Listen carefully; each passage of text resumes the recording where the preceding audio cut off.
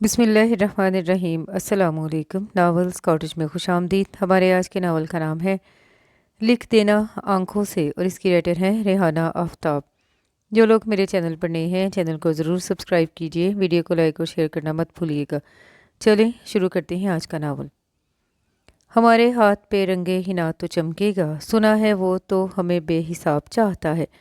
बहार आई है देखो, है फूल हर जानिब, वो मेरे हाथ से बस एक गुलाब चाहता है। जूनियर खबीस कहाँ मर रहे हो? अपने बेड पे मर रहा हूँ। एहतराज उर्फ जी की धार पर बड़ा इत्मीनान बख्श जवाब मसूल हुआ। सारा कुछ इस मनहूस के बाइस हुआ। अच्छा भला घर पर थे। इस जूनियर के बच्चे ने हॉस्टल में रहने का शोशा छोड़कर दादाजी जी के जलाल को आवाज़ दे दी और इन्होंने उठाकर फेंक दिया हमें इस हड़प्पा और मोहनजोदड़ो की शक्ल से मिलते जुलते इस घर में। अपने साथ हमारी ज़िंदगी भी जहन्नम बनाने में कोई कसर न छोड़ी और अब आराम से लेटा मर रहा है। घर की हालत देखो, ऐसा लग रहा है डाकू हमें लूट कर अभी अभी गए हैं। राहिब भी तपा हुआ बैठा था। उसने सामने रखी झाड़ू को एक किक लगाई। घर में कितनी हसीन हसीन लड़कियों का आना जाना था। वो लहराते बल खाते आंचल और कहाँ ये काट कबार। स्टोर से सादीन की गमजदा आवाज़ सुनाई दी। जहाँ निबान जूनियर बिस्तर पर दराज टांग पर टांग चढ़ाए पैर हिला रहा था।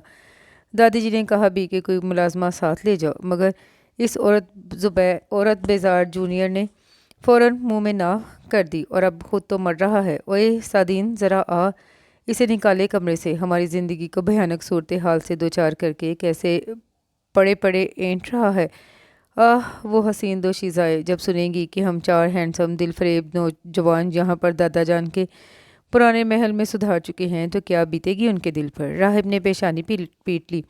खबरदार जो हाथ लगाया तुम तीनों ने मुझे, खाम खा मेरी शर्ट की क्रीज ख़राब करोगे। तुम लोगों से बर्दाश्त कहाँ होगा। मैं आराम करूं, उठ रहा हूं। तीनों को गजबनाक नज़रों से अपनी तरफ देखते भरते देखकर उसने उठते ही मैं आफियत जानी, तुझे किस शैतान के बच्चे ने मशवरा दिया था कि दादाजी से हॉस्टल में रहने की बात कर। एहतराज से सख्त चेतुनों से घूर रहा था। ये क्या तुम लोग इस वक्त से शोर कर रहे हो? ओहो देखो जी इसके तेवर। अभी जब आप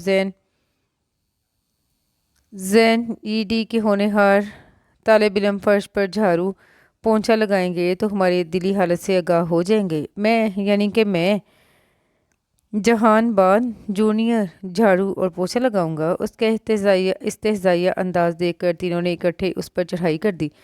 तीनों ने इकट्ठे बोलना शुरू कर दिया मारो में गुस्से के। और जब काफ़ी देर बाद एहसास हुआ कि जहान बान जूनियर कानों में उंगली ठोसे बैठा है तो तीनों ही चुप हो गए। मगर सादीन की बैटरी चार्ज थी। हम तीनों डैशिंग नौजवान तुझे जमादार लगते हैं, उसका कलक दूर ना हुआ। थोड़े बहुत लब्बा हम मस्त करते वो सर झुका गया। उसकी मुस्कुराहट उन्हें मजीद बौखला गई थी। मारो पीटो जहन्नम वासिल करो इस गद्दार को, या लड़ाई से कता नज़र देखो। ज़रा भी तीनों कमरे सेट करने हैं, ये गर्द से अटा फर्श साफ़ करना है, किचन को किचन का रूप देकर अभी लंच भी तो बनाना है। दुर्गत बनने से पहले जूनियर ने काम की तफसीलात उंगलियों पर गिनकर उनका ध्यान अपने आप पर से हटाने की सही की। ये अभी लंच कौन बनाएगा? राहिब ने हौलनाक अंदाज में कहा, जैसे लंच बनाने की नहीं मिसाइल दागने की बात हो। फिर इन चारों के कहकहो से खाली घर गूंजने लगा, क्योंकि इन चारों ने लंच के लिए एक दूसरे की तरफ उंगली उठाई हुई थी। उनकी गुफ्तगू बगौर सुनती आयशा हंसते हंसते लोटपोट हो गई थी। आयशा लंच में क्या बना रही हो? अम्मी उस तक आई। वो अपनी हंसी पे काबू पा चुकी थी। आप बताएं। जो दिल चाहे बना लो, यूं भी सब्जी और मछली से तुम्हारी जान जाती है। बिरयानी बना लेती हूँ। बना लो अम्मी। लगता है पड़ोस में लोग आ गए हैं। यहाँ जाफ़र साहब होते थे, काफ़ी अरसा ये लोग रहे। तुम्हारे दादा से अच्छे ताल्लुकात थे इन लोगों के। 3 बेटे थे, बहुएं भी बड़ी सुलझी हुई और खूबसूरत थी। जब मैं ब्याह कराई तो काफ़ी आना जाना था इन लोगों का। फिर बेटों का बिजनेस चल पड़ा तो कहीं और शिफ्ट हो गए। घर एक अरसे से बंद पड़ा था, अच्छा है फिर से आबाद हो गया। कल शाम ही शिफ्ट हुआ है सामान, पता नहीं कौन आया है। तुम्हारे बाबा बता रहे थे कि जाफ़र साहब की ही फैमिली शिफ्ट हुई है। अगर ज़हरा निगत या ज़बूर होती तो मिलने ज़रूर आती, काफ़ी दोस्ती थी मेरी उनसे। किसी खातून की आवाज़ तो नहीं आ रही। आयशा ने बताया, हाँ लगता तो यही है कि जाफ़र साहब के पोते ही आए हैं। तुम्हारे बाबा ऐसा कुछ कह तो रहे थे। फ़ोन की बेल बजी तो अम्मी अंदर भर गई, जबकि आयशा किचन की तरफ चल दी। उसके हाथ तेज़ी से कौरमे के मसालों से नमर्द आजमा थे, मगर कान घर के बीच दीवार के पार लगे हुए थे, जहाँ से खटर पटर की आवाज़ इस बात का ऐलान कर रही थी कि सामान को ठिकाने लगाया जा रहा है। ओए खबीसो, दफ़ा कर दूर करो अब सफाई सुथराई को। کھانے کا کچھ انتظام کرو۔ بریانی دم پر تھی جب دیوار پار سے آوازیں آنے لگی۔ آواز خاصی دل فریب و سحر انگیز تھی اور مردانہ خوبصورت آواز تو ازل سے عائشہ کو اپنی گرفت میں لے لیتی تھی۔ اس نے آواز پہچان لی تھی، یہ غالباً جہان بان جونیئر تھا، کیونکہ وہ تینوں بار بار اس کی کام چوری پہ اسے شرم دلا رہے تھے اور وہ آرام سے ان کی گولہ باری کی خاطر میں نہ لاتے ہوئے میزائل داغ رہا تھا۔ تینوں کمرے سیٹ ہو گئے تھے۔ جونیئر جھاڑو پونچھا چھوڑ کر ہر کام کرنے کو تیار تھا۔ ناچار یہ کام تینوں کو مل بانٹ کر کرنا پڑا۔ صحن میں لگے نیم اور آم کے پیڑ کے نیچے 4 کرسیاں رکھ کر بڑے سے صحن کو لان بنایا گیا تھا۔ گھر اب صحیح معنوں میں گھر لگ رہا تھا۔ پیڑ کے سائے میں وہ چاروں کرسیوں پہ گرے پڑے تھے۔ ان کے چہرے فاقہ زدگان کا نقشہ پیش کر رہے تھے۔ واقعی یار اب تو بھوک غضب کی لگنے لگی ہے۔ ہائے میری محبوبہ، احتزاز نے لمبی آہ بھری۔ سعدین بھڑک اٹھا، کون سی محبوبہ؟ میری محبت، میرا پہلا عشق، میرا جنون، ہائے میرے پائے۔ جونیئر نے دہائی دی، جانا سعدین، چائے بنا لا۔ راہم نے خوش آمدی انداز میں کہا۔ اٹھا پٹک کھینچا دانی نے چاروں کے انجر پنجر ڈھیلے کر دیے تھے۔ میں ہی نظر آتا ہوں تم لوگوں کو پتلی گردن کا؟ جونیئر سے کہو میں نے ابھی کچن کی صفائی کی ہے۔ سعدین بھڑک کر بولا، بڑی اچھی صفائی کی ہے تو نے، دیکھ کر آ رہا ہوں۔ سنک پہ کھڑا کاکروچ رونمائی کرا کر اپنی مونچھوں کو تاؤ دے رہا تھا۔ جونیئر سعدین پر برس پڑا، بھائی مجھے تو لڑنے کی بھی ہمت نہیں، کوئی جا کر بازار سے کھانا لے آؤ۔ احتراز کی فریاد کو کسی نے لائی کے خاطر نہ جانا، کسی کا بھی اٹھنے کا موڈ نہیں تھا۔ اگر ماری بھوک کے میرا دم نکل جائے تو میری اماں کو اطلاع دے دینا کہ ہر سنڈے کو بھوکے کو کھانا کھلا دیں۔ میں چلا۔ راہب نے گردن لٹکا لی۔ عائشہ کو بے ساختہ ان پر ترس آ گیا۔ لڑکے کہاں عادی ہوتے ہیں ہانڈی روٹی پکانے کے، اوپر سے بھوک کے بھی کچے ہوتے ہیں۔ عائشہ بریانی زیادہ ہو تو پروس میں بھی بھجوا دینا، میرا بی پی لو ہو گیا ہے، چکر آ رہے ہیں، ورنہ جا کر خود ملاتی۔ میں ذرا لیٹنے جا رہی ہوں۔ امی نے آ کر پیغام دیا تو اس کا دل بلیوں اچھلنے لگا۔ ابھی وہ یہی سوچ رہی تھی۔ ماربل کے ٹرے میں اس نے چکن بریانی نکال لی، چھوٹے باؤل میں سیلڈ نکالا اور دونوں چیزوں کو پیپر سے ڈھک کر مین دروازے تک آئی۔ گلی سنسان ہو رہی تھی، کوئی بچہ بھی نظر نہیں آ رہا تھا جس کے ذریعے کھانا بھجواتی۔ وہ الٹے قدموں اندر آئی۔ امی آنکھیں موندے لیٹی تھی، اسے ڈسٹرب کرنا مناسب نہ لگا۔ 2 ہی قدم کا تو فاصلہ ہے، خود دے آتی ہوں۔ اس وقت وہ میرون شرٹ، دوپٹے اور بلیک ٹراؤزر میں ملبوس تھی۔ اس نے اپنے سراپے پر ایک نظر ڈالی اور گلی میں نکل آئی۔ ہائے اس کفس میں کون آ گیا؟ دیکھو شاید کوئی پری میرا پوچھنے آئی ہو۔ تجھے تو اللہ نہیں پوچھتا، پری کیا پوچھے گی؟ ابھی اس نے بیل بجائی ہی تھی کہ اندر سے باتوں کی آوازیں آنے لگی۔ تو یہ لوگ اتنا تیز بولتے ہیں کہ 10 گھر سن لے، لیکن گفتگو ہوتی دلچسپ ہے۔ وہ مسکرانے لگی۔ اوے جونیئر جا بھائی اٹھ، دروازہ کھول۔ احتزاز نے کسل مندی سے پڑے پڑے کہا، اٹھنا، اسے تو اب اللہ ہی اٹھائے گا۔ تم سب کے پیروں پہ مہندی لگی ہے کمینوں۔ سعدین کی بات پر وہ جھلاتے ہوئے اٹھا تھا۔ اللہ جانے وہ مبارک دن آئے گا بھی یا ہم کوارے ارمان لے کر سدھار جائیں گے۔ جواب ٹھنڈی آہ کے ساتھ راہب نے دیا تھا۔ بھاری قدموں کی آہٹ دروازے کی طرف بڑھنے لگی۔ کھٹ سے دروازہ کھول کر وہ اس کے روبرو تھا۔ گرے جینز بلیک ٹی شرٹ کی قسمت جگا رہا تھا۔ اف، اس کی آنکھیں ہیں کہ پارا۔ عائشہ ایک پل کو ٹھٹک گئی۔ خود جونیئر بھی حیران رہ گیا، بے ساختہ 2 قدم پیچھے ہٹا۔ اس کے وہم و گمان میں بھی نہ تھا کہ دروازہ کھولنے پر کسی لڑکی کی صورت نظر آئے گی۔ جی فرمائیے۔ لہجہ خاصا روکھا پھیکا تھا۔ عائشہ کو احساس ہوا اس کی آواز کی طرح اس کی پرسنالٹی بھی بندے کو ہپناٹائز کرنے کی صلاحیت رکھتی ہے۔ سعدین نے بھی میرون لہراتا آنچل دیکھ لیا تھا اور لڑکی کا نعرہ لگایا تو وہ دونوں بھی سیدھے ہو کر دروازے کی طرف دوڑے۔ اندر آئیے۔ اس سے پہلے کہ عائشہ کچھ کہتی، راہب نے جونیئر کے شانے سے اچک کر کہا۔ باقی دونوں بھی دائیں بائیں آ کھڑے ہوئے تھے۔ وہ اگرچہ بہت بول تھی مگر 4 جوان لڑکوں کو بیک وقت اپنی طرف متوجہ پا کر نروس ہونے لگی۔ السلام علیکم، میں یہاں پڑوس میں رہتی ہوں، یہ آپ لوگوں کے لیے لائی تھی۔ اس نے ٹرے ان کی طرف بڑھایا جسے سعدین نے فوراً پکڑ لیا۔ اندر آئیے، دھوپ بہت تیز ہے، کچھ ٹھنڈا۔ احتزاز نے دعوے میں زبانی دکھانا چاہے تو راہب نے اس کی زبردست چٹکی لی۔ کمینے، گھر میں کوئی ٹھنڈا ونڈا نہیں ہے، وہ بظاہر سرگوشی میں بولا تھا مگر اس نے سن لیا۔ اس کے لبوں پر بے ساختہ مسکراہٹ پھیل گئی۔ نہیں شکریہ، ویسے اگر آپ لوگوں کو کسی چیز کی ضرورت ہو تو بلا جھجک ہمارے دروازے پر دستک دے سکتے ہیں، چلتی ہوں۔ وہ اپنا اعتماد بحال کر چکی تھی۔ اندر آتی کیسے؟ وہ چاروں تو دروازے ہی پر کھڑے تھے اور اس کا ایک پیر اندر اور دوسرا باہر تھا۔ تینوں ہی کی نظریں پش شوق تھیں مگر وہ سپاٹ نظروں سے اسے دیکھ رہا تھا۔ اس کا ارادہ اسے باہر سے ہی ٹرخانے کا تھا۔ وہ پلٹ گئی۔ جونیئر نے دھڑ سے دروازہ بند کر دیا۔ کتنے بغیر مہذب ہو، مروتاً بھی تم نے اسے اندر آنے کو نہیں کہا۔ سعدین اسے گھرک رہا تھا۔ میں ایسے فضول کام نہیں کرتا، اس کا لہجہ اکھڑ تھا۔ راہب نے سعدین کو تنبیہی نظروں سے کچھ سمجھایا تو وہ چپ رہ گیا۔ گھر آ کر اس نے کان اسی طرف لگا دیے۔ کتنے اچھے پڑوسی ہیں ہمارے، اللہ ایسے پڑوسی ہر بھوکے لڑکے کو دے۔ یہ اعتزاز کی دعا تھی۔ ٹرے ادھر لاؤ، دیکھو پکا کیا ہے۔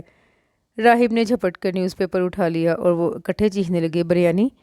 کھانے کے ساتھ ساتھ وہ لوگ مسلسل مہربان پڑوسی کی بات کر رہے تھے۔ ان کی گفتگو چھچوری نہیں تھی، احترام اور عزت ان کے لہجے سے عیاں تھا کہ ان کی پرورش یقیناً کسی اچھی آغوش کی مرہون منت تھی۔ وہ تینوں بول رہے تھے جبکہ جہان بان جونیئر خاموش تھا۔ عائشہ کے والد سعید احمد بینکر تھے۔ وہ اپنے ماں باپ کی اکلوتی اولاد تھی۔ گھر میں محبت، پیار، سکون نے اس کی شخصیت میں اعتماد کا رنگ گہرا کر دیا تھا۔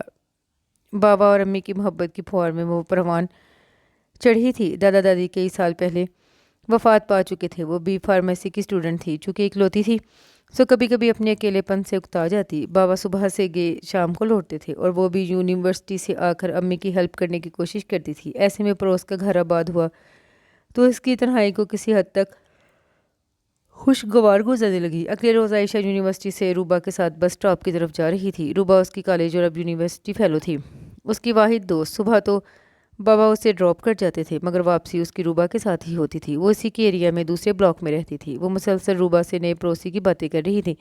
تبھی این ای ڈی یونیورسٹی کے سامنے سے گزرتے ہوئے اسے وہ چاروں نظر آ گئے جو ایک ہی بائک پر سوار ہونے کی کوشش کر رہے تھے۔ روبا، یہ وہی لڑکے ہیں؟ اس نے ذرا پرے ہو کر سرگوشی کی۔ یعنی کہ تمہارے نئے پڑوسی؟ روبا کا لہجہ حیران کن تھا۔ لیکن یہ یہاں کیا کر رہے ہیں؟ ذکر تو کر رہے تھے کل اپنی لڑائی میں کہ این ای ڈی کے اسٹوڈنٹ ہیں۔ دلچسپ۔ روبا کو بھی ان میں دلچسپی محسوس ہوئی جو بیچ سڑک کو فراموش کر کے گفت و شنید کر رہے تھے۔ راہب کمینے، تجھے بائک کو آج ہی ہاسپٹل بھیجنا تھا۔ سعدین بنایا ہوا تھا۔ یہاں آتے ہوئے دادا جی نے صرف 2 بائک لے جانے کی پرمیشن دی تھی۔ کل راہب ایریا کا سروے کرنے نکلا تو اس نے بائک ٹھوک دی تھی۔ یقیناً کسی لڑکی کو دیکھ رہا ہوگا، اعتزاز نے کہا تھا، اور بائک بیمار ہو کر ہاسپٹل کو سے دھار چکی تھی۔ نتیجتاً وہ تینوں جونیئر کی بائک پر سوار ہونے کی صحیح کر رہے تھے۔ آگے ماما پکڑ لے گا، ڈبل سواری منع ہے، یونیورسٹی سے نکلتے کسی لڑکے نے کہا۔ جبھی تو ہم 4 پل سواری کر رہے ہیں۔ راہب کے جواب پہ چاروں نے کہا لگایا۔ دفعتاً جونیئر کے لب بھینچ گئے۔ اس کی نظر ذرا پرے عائشہ اور روبا پہ پڑ گئی۔ اس نے یقیناً اسے پہچان لیا تھا۔ اس نے آنکھوں پر سن گلاسز چڑھا لیے۔ جونیئر سٹارٹ تو کر۔ اوکے رک جاؤ، میں پہلے بیٹھ تو جاؤں، آگے تو کھسکو۔ سعدین نے راہب کی پشت پہ دھول جماتے ہوئے بیٹھ کر اس کے شانے تھام لیے۔ جونیئر نے بائک کو کک لگائی اور یہ جا وہ جا۔ بیچارہ سعدین ہکا بکا رہ گیا۔ وہ جو خود تو کو بیٹھا ہوا تھا تصور کر رہا تھا بائک اس کے آگے سے گزر گئی اور وہ دونوں پیر سڑک پر جمائے دونوں ہاتھ وا کیے جو اس نے راہب کے شانے پر رکھے تھے۔ حیران پریشان کھڑا رہ گیا اور جب صورتحال کا اندازہ ہوا تو اس نے پوزیشن بدل کر بائک کے پیچھے دوڑ لگا دی۔ اوے خبیثو، رکو، مجھے تو لیتے جاؤ، میں چھوٹ گیا ہوں۔ عائشہ اور روبا کا ہنستے ہنستے برا حال ہو گیا۔ مائی گاڈ، یہ تو فل انجوائمنٹ ہاتھ لگی تیرے، روبا نے ہنسی قابو کرتے ہوئے کہا۔ بیچ سڑک پر وہ پاگلوں کی طرح ہنس رہی تھی۔ ہینڈسم تو بلا شبہ چاروں ہیں مگر سامنے والا ذرا زیادہ خوبرو ہے، روبا کہہ رہی تھی اور عائشہ کی نظروں میں وہ پارا صفت آنکھوں والا گھوم گیا۔ گھر آئی تو دیوار پر کھٹر پٹر نے احساس دلایا کہ وہ لوگ بھی آ چکے ہیں۔ امی کو سلام کر کے وہ اوپر چھت پر بنے کمرے کی طرف بڑھ گئی جو اس کے تصرف میں تھا۔ اللہ جانے بیچارہ سعدین کیسے آیا ہوگا۔ اس کے لبوں پر بے ساختہ مسکراہٹ پھیل گئی۔ اسے شدید بھوک لگی تھی۔ کپڑے چینج کر کے نیچے جانے کی بجائے اس کے دل میں خیال آیا ذرا جھانک کر تو دیکھے وہ لوگ کیا کر رہے ہیں۔ اگرچہ یہ غیر اخلاقی حرکت تھی مگر عائشہ کی نیت بری نہیں تھی۔ ذرا آگے جا کر وہ کھڑی ہو گئی۔ ہلکی ہلکی گرد کی بچھی چادر میں صحن اس کے سامنے تھا۔ آم کے پیڑ کے نیچے 4 کرسیاں اور چھوٹی سی گول میز پر پڑی تھی جس پر جیلی، بریڈ اور چائے کے گندے برتن پڑے تھے۔ تینوں کمروں میں موجود تھے۔ اس نے ذرا سا رخ پھیر کر دیکھا۔ کچن کے اندر راہب فریج سے پانی کی بوتل نکال رہا تھا جبکہ کچن سے ذرا پڑے نیم کا پیڑ تھا۔ اس کی نظریں بے ساختہ ٹھٹک گئیں۔ بلیک جینز، بلیک بنیان اور بلیک ہی ٹاول گلے میں ڈالے، پیر کی ڈال پہ شیشہ ٹکائے جونیئر چہرے پہ شیونگ کریم لگا رہا تھا۔ وہ کچھ اس سٹائل سے کھڑا تھا کہ عائشہ کو اس کا سائڈ پوز دکھ رہا تھا جبکہ شیشہ اس سٹائل سے رکھا ہوا تھا کہ شیشے سے وہ اسے بآسانی دیکھ سکتی تھی۔ راہب، کم سے کم یہ صبح کے برتن تو اٹھا لو، یہاں سے حد ہوگی، جن برتنوں کو مکھی چونٹی چکھ رہی ہوں اب ہم ان میں کھائیں گے۔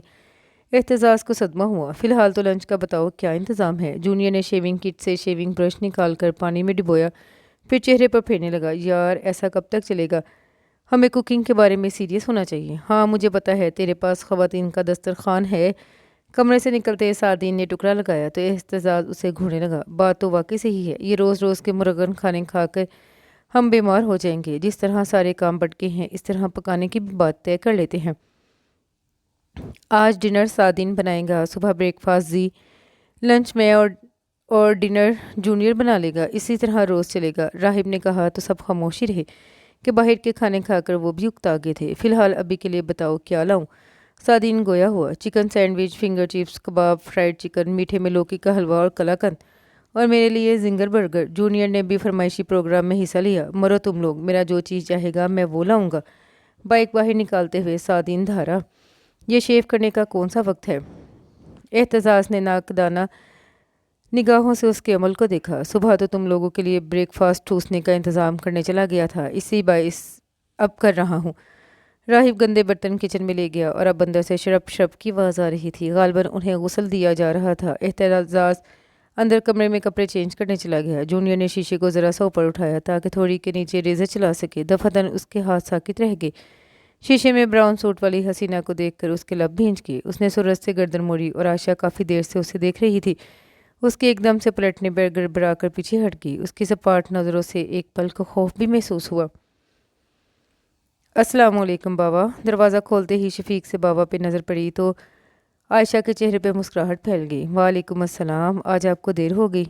एक दोस्त की इयादत को चला गया था। फ्रूट के शॉप पर बाबा ने उसे थमाए, फलों को सलीके से फ्रिज में रखकर चाय बनाने लगी। चाय और समोसे लेकर आई तो अम्मी बाबा रोज़मर्रा की बातें कर रहे थे। मामूल की तरह वो भी उनकी बातों में हिस्सा लेने लगी। रोज़ बाबा के आने के बाद बाबा बैंक की, आयशा यूनिवर्सिटी और अम्मी इधर उधर की बातें शेयर करती थीं, जिससे वो सब गायबाना तौर पर सारे किस्से से आगाह हो जाते। उनका वक्त भी अच्छा कट जाता था और उनके दरमियान मोहब्बत की चादर भी तनी रहती थी। बाबा के कितने कोलीग्स बैंकर थे जिन्हें आयशा ने नहीं देखा था, लेकिन उनकी बातें सुन सुन के उसे लगता कि वो उसे जहाँ कहीं नजर आएंगे वो उन्हें पहचान लेगी। उनके घर दुख सुख मुश्तरका थे और आज के दौर में जो लोग एक ही घर में होते हुए भी अजनबी लगते हैं, उसकी वजह यही है कि उन्होंने अपनी ज़ात के अंदर एक किला बनाकर ख़ुद को इसमें मुक़ीद कर लिया है और बाज़ुकात इस किले के बायस वो उलझनों का शिकार नज़र आते हैं। इधर उधर की बातें करके बाबा जब नए पड़ोसी का जिक्र ले बैठे तो वो मज़ीद इन्हमाक से सुनने लगी कि आजकल उसकी दिलचस्पी का मरकज़ वही लोग थे। अभी आते हुए मुझे मिले थे चारों लड़के। उन्होंने आगे बढ़कर खुद ही सलाम किया कि अंकल आपको रोज़ देखते हैं। हाल अहवाल पूछने पर पता चला कि उनमें से दो यावर के बेटे हैं। एहतजाज और राहिब नाम बताया था। एक फसी का बेटा है सादीन और तुम्हें तैमूर के बेटे का नाम जहान बान जूनियर है। काफ़ी दोस्ती थी मेरी तीनों भाइयों से और इनके लड़के भी माशाल्लाह बड़े सुलझे हुए तमीज़दार हैं। तमीज़दार और सुलझे हुए, बाबा की बात जारी थी कि अम्मी ने हैरत से इस्तफसार किया। तोबा, इतना ऊंचा बोलते हैं कि 10 घरों तक उनकी आवाज़ जाती है। इस उम्र में तो सारे ही लड़के खलंडरे होते हैं, ये कोई इतनी बड़ी बुराई नहीं है। बाबा ने फ़ौरन इख्तलाफ किया। बुरे तो असल में वो लड़के हैं जिन्होंने ऊट पटांग नशा के हाथों खुद को बर्बाद कर रखा है। पान, छालिया, गुटखा, सिगरेट, दीगर नशा और रिफ़्रेशमेंट ने उनसे सोचने की सलाहियत छीन ली है कि वो खुद मौत को दावत दे रहे हैं। देख तो रही हो इसी के बायस गले, दांतों और मसूरों का कैंसर कैसे आम हो रहा है। अम्मी भी इस बात में सर हिलाने लगी। ये लड़के तो सिर्फ ऊंचा बोलते हैं, खुदा ना खास्ता कोई अखलाकी बुराई नहीं है इनमें। आप तो पूरे हमायती हैं लड़कों के, अम्मी ने मुस्कुराते हुए छेड़ा। बाबा, क्या आप भी ऐसे ही थे। आयशा के सवाल पर बाबा बेसाख्ता कह लगा बैठे। कुछ कुछ, वही तो हंसने के दिन थे जब से तुम्हारी अम्माई हंसना भुला दिया इन्होंने। बाबा शोही से अम्मा को देख रहे थे जो खफगी से उन्हें घूर रही थी। अहम बात तो रह ही गई, दोस्त के बेटे और पड़ोसी होने के नाते मैंने कल चारों को चाय पर इनवाइट कर लिया है। अच्छा किया, मैं भी जाने के बारे में सोच ही रही थी मगर लड़कों का सुनकर जा ही ना सकी। अम्मी ने तायीद की। देखो तो कितनी खामोशी है, तुम ना हक बेचारों के पीछे पड़ रही थी। यानी उसी वक्त कोई चीज़ ज़ोरदार आवाज़ के साथ गिरी, साथ ही मारो पीटो की आवाज़ के साथ चीहो पुकार का बाजार गर्म हो गया। दीवार पर आयशा बेसाख्ता हंसती चली गई। बाबा ने अम्मी की तरफ देखा और ख़ुद भी मुस्कुरा दिए। दीवार के पार रोज़ सुबह वाली हड़बोंग मची हुई थी। वो लोग यूनिवर्सिटी से लेट हो रहे थे और एहतजाज उठ कर नहीं दे रहा था। उसके ज़िम्मे ब्रेकफास्ट बनाना था मगर वो पड़ा सो रहा था। जब वो लोग उसे झंझोड़ कर तंग आ गए तो चीखने चलाने के बजाय सादीन और राहम ने उसकी टांगें और जूनियर ने उसके बाजू पकड़े اور آرام سے لا کر دھوپ بڑے فرش پر چھوڑ دیا۔ خود تیار ہونے چلے گئے۔ تپتے فرش نے جب اس کی پیٹھ چلائی تو وہ ہڑبڑا کر اٹھ بیٹھا۔ خود کو گرم زمین پر دراز دیکھ کر اس کی ساری نیند ہوا ہو گئی۔ پیٹھ الگ جل گئی تھی۔ بیچارہ بنیان تک کے تکلف سے آزاد تھا۔ اس نے خوب وویلا مچایا مگر فریادی کی سنوائی ہوئی نہیں۔ الٹا اسے کچن میں دھکیل دیا گیا، اور جب اس نے بوائل انڈے اور آملیٹ رکھے تو جونیئر نے دل تھام کر پوچھا تھا، زی آملیٹ کون سی نسل کی مرغی کے انڈے کا ہے؟ ہر رنگ و نسل سے پرے ہے۔ اعتزاز نے ڈہٹائی کے سارے اگلے پچھلے ریکارڈ توڑ ڈالے۔ انڈے پہ وہ 2 ہری مرچیں لیٹی ہوئی ہیں اور پیاز چہل قدمی کر رہی ہے۔ میں نہیں کھاؤں گا آملیٹ کے نام پہ یہ ملغوبہ، اس نے صاف کہہ دیا۔ تم مرچی اور پیاز باریک نہیں کاٹ سکتے تھے؟ راہب کو بھی انڈوں کا غم لاحق تھا۔ بیچاری مرغی اگر دیکھ لے کہ اس کے انڈوں کے ساتھ زی نے کتنا بھیانک انتقام لیا ہے تو شاید انڈے دینے سے بھی معذرت کر لے۔ سعدین نے زرتی بہتے بوائل انڈے کو بڑے کیا۔ ان کی باتوں سے قطع نظر اعتزاز بریڈ پر جلی لگا کر ٹھونس کر کھا رہا تھا، کیونکہ اپنے تجربے اس پہ خود بھاری لگ رہے تھے۔ ناچار ان سب کو بھی کھانا پڑا۔ آنکھوں میں سجا کے خواب تیرے میں جھومتی رہتی، تیرا نام ہتھیلی پر لکھ کر اسے چومتی رہتی ہوں۔ عائشہ نے آج یونیورسٹی سے چھٹی کی تھی۔ اس کا ارادہ چائے کے ساتھ ریفریشمنٹ میں ساری چیزیں خود بنانے کا تھا۔ تبھی صبح اٹھ گئی تھی۔ بریک فاسٹ بنا کر بابا امی کو دیا۔ بابا بینک سدھارے تو اس نے صفائی ستھرائی کی مہم شروع کی۔ امی نے ہیلپ کرنا چاہی تو انہیں اوپر اپنے کمرے میں آرام کا مشورہ دے کر بھیج دیا۔ ریڈیو آن تھا، وہ صوفہ کی ڈسٹنگ کر رہی تھی۔ تبھی ایک سانگ نے ایک پل کو اس کے چلتے ہاتھ ساکت کر دیے۔ تیرا پیار میرے دل پہ جس دن سے چھایا ہے، تجھے میں نے اپنے ساتھ ہمیشہ پایا ہے۔ تیرا دھوکہ ہو مجھے دھڑکنوں کی آوازوں پر، تیرا سایہ دیکھوں دیواروں دروازوں پر، یہ سب کچھ جھوٹ نہیں ہے، میں سچ کہتی ہوں۔ لفظوں کی کھٹی میٹھی آنچ نے اس کے دل کو چھوا تھا۔ اس گھڑی عائشہ جیسے خود پر منکشف ہو رہی تھی۔ آگہی اور شعور نے اس کے ذہن پہ ہولے ہولے دستک دینا شروع کر دیا۔ فہم و ادراک کے خوشنما پردوں سے جھانک کر چپکے مسکرا رہے تھے۔ دیوانے دل پہ ایک شبیہ نقش ہو گئی تھی۔ ذہن کے دریچوں سے بار بار ایک عکس جھلک رہا تھا۔ وہ اپنی جگہ منجمد ہو گئی تو کیا میں؟ اس سے آگے وہ خود جھجک گئی تھی۔ اسے خبر تھی کہ اس کی آواز سن کر بے خود ہو جاتی ہے۔ جب کبھی اس کی آواز ذہن میں گونجتی تو وہ اپنے کمرے کی کھڑکی کے گلاسز سے نیچے جھانک کر اسے دیر تک دیکھتی تھی، اور اسے احساس بھی نہیں ہوتا تھا کہ کالے شیشوں کے پار سے کوئی اس کی ایک ایک ادا کو جذب کر رہا ہے۔ اور اس گھڑی ان لفظوں نے جیسے اسے خود پر عیاں کر دیا تھا، کیا ایسے ہوتی ہے محبت؟ ہلچل مچی رہتی ہے میرے ارمانوں میں، تنکے کی طرح میں اٹھتی ہوں طوفانوں میں۔ تیری چاہتوں نے بخشے جو ہیں جذبات مجھے، سونے نہیں دیتے وہ ساری رات مجھے، میں پل پل ان جذبات کی رو میں بہتی ہوں۔ اس کی نظریں بار بار گھڑی کی طرف اٹھ رہی تھی۔ دیوار پار کی خاموشی اسے بے کل کر رہی تھی۔ کب آئے گا وہ؟ کب وہ اس کی آواز سے سماعت کو بھگو پائے گی؟ روز وہ خود جب گھر آتی تھی تو اسے لگتا تھا وقت تیزی سے گزر گیا، اور آج جب وہ انتظار کے کرب سے گزر رہی تھی تو اسے لگ رہا تھا سوئیاں اپنی جگہ ساکت ہیں، مگر ایسا کچھ نہیں تھا۔ یہ اس کے دل کی بے چینی تھی جو ایک ایک پل اسے صدیوں جیسے لگ رہا تھا۔ سوئیاں اپنی رفتار سے گردش کر رہی تھیں۔ گردش میں تو اس کے جذبات تھے، ان جذبات میں مچلتی خواہش تھی جس نے اسے بے قرار کر رکھا تھا، اور وہ خود سے استفسار کر رہی تھی۔ عائشہ کو یقین تھا کہ دنیا میں کوئی ایسا شخص نہیں جو اس کے دل کے دروازے کو عبور کر سکے، مگر جہان بان جونیئر نے اس کی سوچ کی دھجیاں بکھیر دی تھیں۔ اس کے وجود نے اسے بتا دیا تھا کہ کسی خاص بندے کا احساس بہت طاقتور ہوتا ہے۔ دیوار کے اس پار شور و غل کا بازار گرم ہوا تو اسے یہ شور آج کچھ زیادہ ہی اچھا لگ رہا تھا، کیونکہ اس کے اندر بھی ایک شور محبت نے برپا کر رکھا تھا۔ اس نے ساری چیزیں تیار کر لی تھیں، بس فرائی کرنے والی چیزیں فرائی کرنے کو پڑی تھیں۔ بابا آگے تو اس نے وہ کام بھی کر ڈالا۔ جونیئر تم بیٹھے ہو اب تک، اٹھ جاؤ۔ راہب کی آواز آئی تو اس کا دل سماعت بن کر دھڑک اٹھا۔ وہ یقیناً ان کے ہاں آنے کی بات کر رہے تھے۔ میرا کوئی موڈ نہیں ہے جانے کا، تم تینوں چلے جاؤ، لاپرواہ جواب تھا۔ عائشہ کباب کے لیے پیاز کاٹ رہی تھی۔ پیاز اس کے ہاتھ سے پھسل کر دور جا گری اور تیز چھری ہتھیلی کو جا لگی۔ سی کے ساتھ اس نے چھری نیچے رکھ کر ہتھیلی کو دبایا۔ انہوں نے ہم چاروں کو بلایا ہے، برا لگے گا؟ سعید انکل کو کتنے پیار سے انوائٹ کیا ہے انہوں نے، اصولاً تو ہمیں خود ان کی طرف جانا چاہیے تھا، بڑے ہیں وہ ہمارے۔ پرسوں تائیمی نے فون کیا تو اصرار کیا تھا کہ ہم ان کی فیملی سے مل جل کر رہیں۔ سعدین نے زہرا کا نام لیا۔ جونیئر دنیا میں ہر رنگ و نسل کے لوگ ہیں، سب کی 2 آنکھیں، ایک ناک اور منہ ہے، مگر فطرتاً سب ایک دوسرے سے الگ ہوتے ہیں۔ کسی کی پرچھائی ہر چہرے پہ تلاش کرنا کوئی اچھی بات نہیں۔ یہ اعتزاز کی آواز تھی، انداز ناصحانہ تھا۔ عائشہ کو حیرانی ہونے لگی، یہ کس کوڈ ورڈ میں بات کر رہے تھے وہ لوگ؟ اتنی سنجیدہ گفتگو تو اس نے ان کی کبھی نہیں سنی تھی۔ کیا سمجھانا چاہ رہے ہیں سب جونیئر کو، مگر چاہنے کے باوجود بھی اسے ان کی گفتگو سمجھ میں نہیں آ رہی تھی۔ سب کافی دیر تک اس کی خوشامد کرتے رہے۔ وہ کیوں نہیں آنا چاہتا ہمارے ہاں؟ عائشہ کو یہ سوال بےقل کر رہا تھا۔ میں انکار نہیں سنوں گا جونیئر۔ سعدین تم اس کا سوٹ بھی پریس کر دو، راہب نے خاصی سنجیدگی سے کہا۔ تم زبردستی کرو گے میرے ساتھ؟ اسے غصہ آ گیا۔ ہاں کروں گا، اس لیے نہیں کہ میں تم سے 1 سال بڑا ہوں، بلکہ اس لیے کہ تم مجھے عزیز ہو، اس سے پہلے کہ تمہارے اندر موجود زہر تمہاری رگوں کو نیلا کر دے۔ نارمل انسان کی طرح جینا سیکھو۔ راہب ہندوس سنجیدہ لہب و لہجے میں گفتگو کر رہا تھا۔ اس کے لب بھینچ گئے۔ مان جاؤ یار۔ سعدین نے اس کا شانہ ہلکے سے پریس کیا تو لمبی سانس بھر کے وہ ٹھیک ہے کہتا اٹھ کھڑا ہوا۔ 1 گھنٹے بعد ان کے دروازے پہ ڈول بیل بجی تھی۔ عائشہ کچن میں رہی۔ بابا نے آگے بڑھ کر دروازہ کھول دیا۔ السلام علیکم انکل۔ کورس میں سلام کیا گیا۔ وعلیکم السلام، آؤ آؤ۔ چاروں ہی لائن سے اندر داخل ہوئے۔ سب سے آخر میں جونیئر تھا جو مارے باندھے آیا تھا اور جیسے موقع ملتے ہی بھاگ جانے کا ارادہ رکھتا ہو۔ چاروں نے بابا سے مصافحہ کیا۔ امی نے مسکرا کر گرم جوشی سے انہیں خوش آمدید کہا۔ اس وقت وہ لوگ جس قدر سنجیدہ اور متین نظر آ رہے تھے، اس میں امی کو خوشی ہو رہی تھی، ورنہ ان کی باتیں سن سن کرتے وہ چاروں انہیں شیطان ہی لگتے تھے، مگر ان کے چہرے سے حویدہ شرافت و پاکیزگی نے انہیں پل بھر میں بابا کا ہمنوا کر دیا۔ امی نے آگے بڑھ کر باری باری سب کے سروں پر ہاتھ پھیرا تھا، اور اس وقت عائشہ کو جھٹکا لگا جب جونیئر دانستہ طور پر امی کی سائڈ سے نکل گیا۔ امی نے اس کے سر پر ہاتھ نہیں پھیرا تھا۔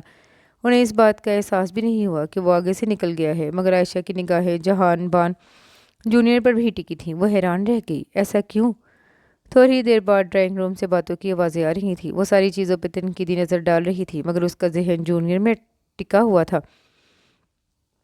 اسے اب محسوس ہو رہا تھا اس کی نظر جب بھی اس پہ پڑتی تھی، اس کی نظریں سپاٹ ہو جاتی تھیں، اور ان سپاٹ نظروں کے اس پار کوئی طوفان جھانک رہا ہوتا تھا، درد کا طوفان، غصے کا، نفرت و عداوت کا طوفان۔ ایسا کیوں تھا؟ عائشہ میز لگا لو گی یا میں ہیلپ کروں؟ امی نے آ کر اسے سوچو کہ گھورک دھندے سے نکالا۔ نہیں میں کر لوں گی۔ امی مطمئن چلی گئیں۔ وہ چیزیں میز پر لگانے لگی۔ کیک تو فریج سے لے آؤ جو تم نے صبح ہی سے بنا کر رکھا ہوا ہے، امی نے میز کا تنقیدی نظروں سے جائزہ لیتے ہوئے کہا تو وہ فریج کی طرف بڑھ گئی۔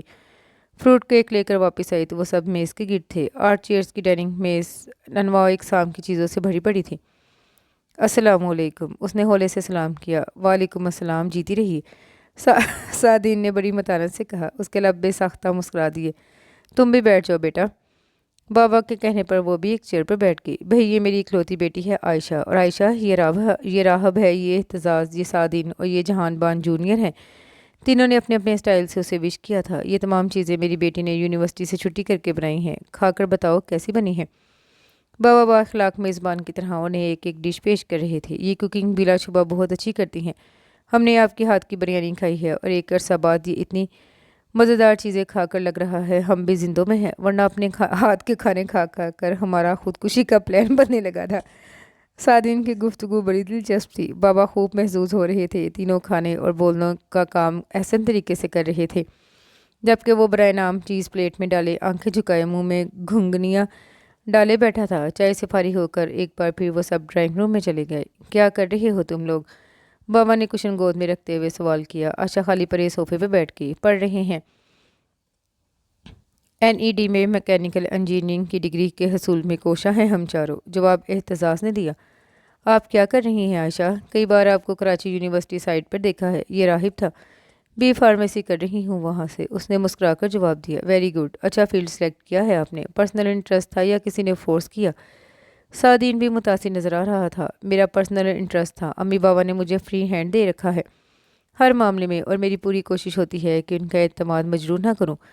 وہ بڑی سہولت سے گفتگو کر رہی تھی۔ اس کے جواب پر جہان بان جونیئر نے شاید پہلی بار نظر اٹھا کر اسے دیکھا۔ جب سے آیا تھا وائٹ اور پرپل کے خوبصورت پرنٹڈ شرٹ، وائٹ ٹراؤزر میں شرٹ سے ہم رنگ دوپٹہ اوڑھے، پاؤں پر پاؤں چڑھائے، وہ بڑے اعتماد سے گفتگو میں حصہ لے رہی تھی۔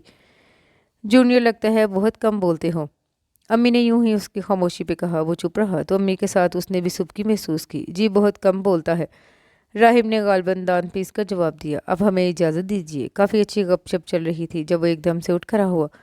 عائشہ نے تینوں کے چہرے خفت سے سرخ پڑتے دیکھے تھے۔ بابا نے ڈنر پر بھی اصرار کیا، مگر وہ سہولت سے معذرت کر گئے۔ امی نے حسب عادت رخصت کرتے وقت ایک بار پھر ان کے سروں پر ہاتھ پھیرا، اور ایک بار پھر وہ آگے سے نکل گیا تھا۔ آپ کی امی نے اس کی حرکت کو محسوس کر لیا تھا، مگر انہوں نے محسوس ہونے نہیں دیا۔ आयशा ने एक बात और महसूस की, वो अम्मी और उसकी तरफ देख भी नहीं रहा था। अम्मी बाबा उन्हीं के मुतल्लिक बातें कर रहे थे। वो अपने कमरे की खिड़की खोलकर बैठ गई ताकि उनकी गुफ्तगू सुन सके। कहाँ है जूनियर? सबसे पहले राहिब की गुस्सीली आवाज़ सुनाई दी। बाइक लेकर बाहर निकल गया है, एहतजाज ने सहन में पड़ी चेयर पर बैठते हुए बताया। आशा ने कमरे को मुकम्मल तरीके में डिबो रखा था ताकि उन्हें शक न पड़ जाए कि वो उनकी गुफ्तगू सुनने बैठी है। जूनियर के अजीबोगरीब रवैये ने उसे मज़ीद दिलचस्पी लेने पर मजबूर कर दिया था। किस कदर बदतहजीबी का सबूत दिया आज उसने। आंटी कितनी मोहब्बत से मिली, मगर उसने हमें जी भर के शर्मिंदा किया। राहिब गज़बनाक लहजे में बोल रहा था, इस बात से कतई नज़र कि वो उनकी बातें बगौर सुन रही थी। अम्मी बाबा टीवी खोले बैठे थे। उसने शुक्र अदा किया, वरना उनके कानों तक भी सारी बातें पहुंच जाती। सहन में बैठे तीनों ही उसी के मुतल्लिक बातें कर रहे थे। उसकी कुछ समझ में नहीं आ रहा था। आयशा बैठे बैठे थकने लगी। वो उठने ही वाली थी जब बाइक की आवाज़ पर सादी ने उठकर दरवाज़ा खोला। वो बाइक अंदर ला रहा था। ब्लू जीन्स वाइट शर्ट में खासा डैशिंग लग रहा था। शहर में लगी ट्यूबलाइट की रोशनी में आशा को सारा मंजर बआसानी दिखाई दे रहा था। बाइक खड़ी करके वो उन तक आया। कहाँ गए थे? एहतराज ने राहिब की तरफ डरते डरते देखा। नज़रों ही नज़रों में उससे कोई इल्तिजा भी की, मगर राहिब के तेवर आज किसी इल्तिजा को खातिर में ना लाने वाले लग रहे थे। यूं ही आवारा गर्दी करने वो भी वहीं विराजमान हो गया। आयशा को अब सिर्फ उसके सर के ब्राउन बाल नजर आ रहे थे, पर आवाज़ साफ सुनाई दे रही थी। कितनी जहालत का सबूत दिया आज तुमने। तुम्हें एहसास है आंटी को कैसा फील हुआ होगा तुम्हारी हरकत पे? उन्होंने हमें प्यार से बुलाया था, अपनायत का सबूत देने के ख्याल से, ना कि उन्हें अपनी बेइज्जती मकसूद थी। राहिब को कम ही गुस्सा था, मगर बड़ा गज़ब का होता था उसका गुस्सा। मैं तो पहले ही इनकारी था, जना नहीं चाहता था, तुमने ही फोर्स किया था। मद्दे मुकाबिल भी सौ ढीठों का ढीठ जूनियर था, जो किसी को कम ही खातिर में लाता था। कुछ आके मामूली सा गुस्सा। हाँ, मैं तुम्हें फोर्स करके ले गया, मगर मैंने तुम्हें उनकी बेइज्जती का लाइसेंस नहीं दिया था। राहिब तब ही तो गया था उसके जवाब पर। राहिब फॉरगेट दिस टॉपिक, सादीन दबे दबे लहजे में बोला। Y forget this topic? ये क्यों नहीं सुधरता? क्यों अपने अंदर के जहर को नहीं निकाल फेंकता? क्यों नहीं खुद पे रहम करता? क्यों औरत को बहन बेटी नहीं नागिन समझता है? नागिन ही तो है औरत, जो खुशियों अरमानों ख्वाहिशों को ढस लेती है। नाकाबिले बर्दाश्त है मेरे लिए औरत की मौजूदगी। जी चाहता है दुनिया की सारी औरतों को गोली मार दूँ, जहन्नम वासिल कर दूँ सारी औरतों को। मैं दुनिया की तमाम औरतों से नफरत करता हूँ। गिलास पटक कर वो एक कमरे की तरफ भट गया और धमाके से दरवाज़ा बंद कर दिया। वो तीनों मुतफक्कर अंदाज में बंद दरवाजे को देखते रहे। आयशा की टांगे बैठे बैठे लरसने लगी। उसके लहजे की सफाकी, बेरहमी, नफरत में शराबूर अल्फाज उसकी समात में गूंजी तो वो बेड में गिर गई। इतनी नफरत, इतनी नापसंदीदगी, इतनी नागवारी, इतनी कराहियत, मगर क्यों? सारा कमरा पल भर में तलपट हो चुका था। हर शय बिखर गई थी। गुलदानों के फूल मसल गए थे। माहौल में एक अजीब सी उदासी हलूल कर गई थी, और ये उदासी अपने अंदर तूफान छुपाए बैठी थी। तूफान गुजर गया, हर चीज़ तहस नहस करके। वो दोनों हाथों से कनपट्टी को दबाए बेड पर बैठा था। मुझे ब्रेन हैमरेज क्यों नहीं हो जाता? मेरी शरियानें क्यों नहीं फट जाती? मेरा दिल बंद क्यों नहीं हो जाता? वो अजियत के पल से गुजर रहा था। काफ़ी देर तक तीनों ने दरवाजे पर दस्तक दी। जब उसने हमेशा की तरह दरवाज़ा नहीं खोला तो वो लोग थक कर अपने अपने कमरों को चले गए। जानते थे ये दरवाज़ा अब सुबह ही खुलेगा। वही जूनियर जो सारा दिन कह के लगाता था, अब वही दर्द से तड़प रहा था। अंदर पनपते नासूर पे एक बार फिर चोट लगी थी। रुखसारों पर बहने के बजाय उसके आंसू अंदर गिर रहे थे, और हर गिरता कतरा उसकी आंखों को सुर्ख करता जा रहा था। दादाजी के 3 बेटे और 2 बेटियां थीं। सबसे बड़े यावर, फिर 2 बेटियां सिद्रा और फरीदा, फिर फसी, और सबसे छोटे तैमूर रजा थे। दोनों बेटियां कम उम्री में ही ब्याह कर ससुराल चली गई। सिद्रा चचा के घर तो फरीदा ताया के घर रुखसत हुई थी।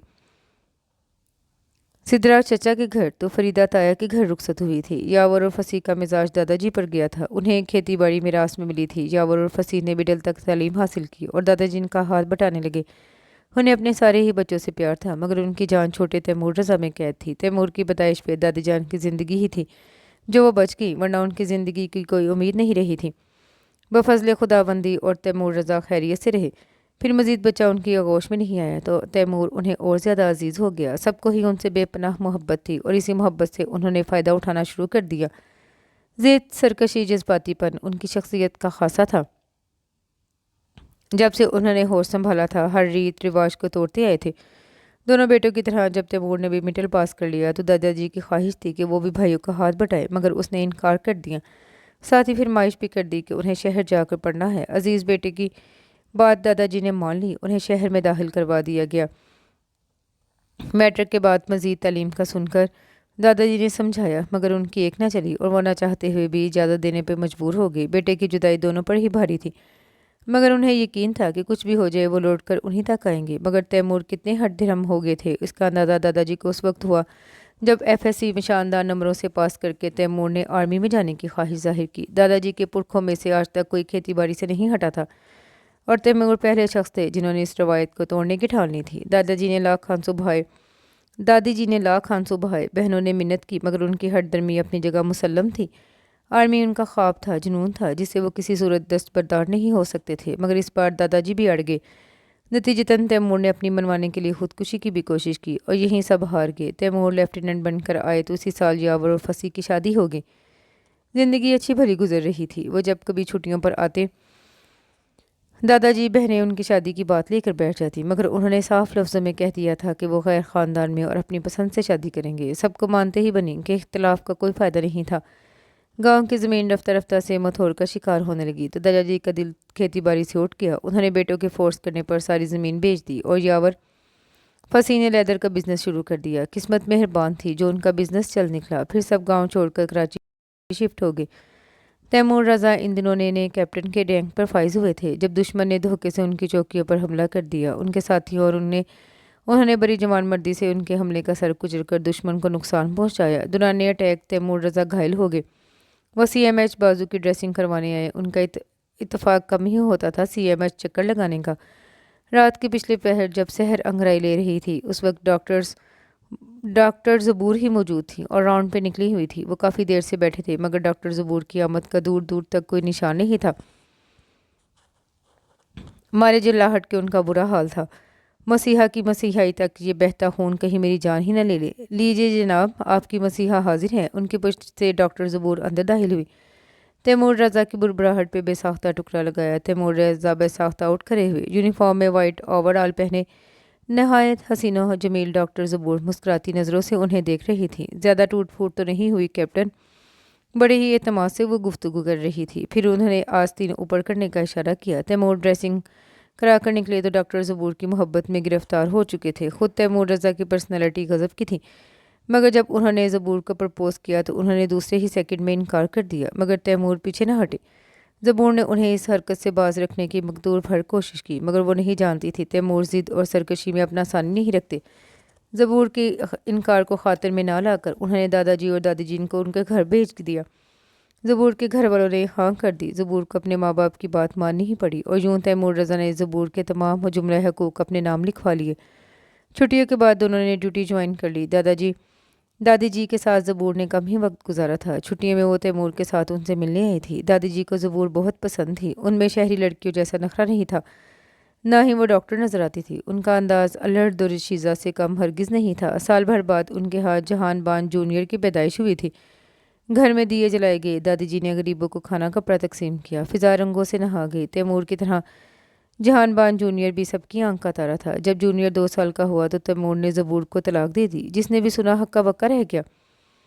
سب کے استفسار پر تیمور نے بتایا زبور کا چال چلن ٹھیک نہیں تھا۔ اس کا کزن سرور آرمی میں لیفٹیننٹ ہے، جس سے زبور کے شادی سے پہلے تعلقات تھے، مگر وہ شادی بنا رہتے رہے کہ زبور ان کی پسند تھی۔ لیکن جب انہوں نے زبور کو سرور کے ساتھ اپنے ہی گھر میں قابل اعتراض حلیے میں دیکھا تو اسی وقت طلاق دے دی۔ دادی جی کو چپ لگ گئی۔ انہوں نے زبور کے خلاف ایک لفظ نہیں کہا تھا۔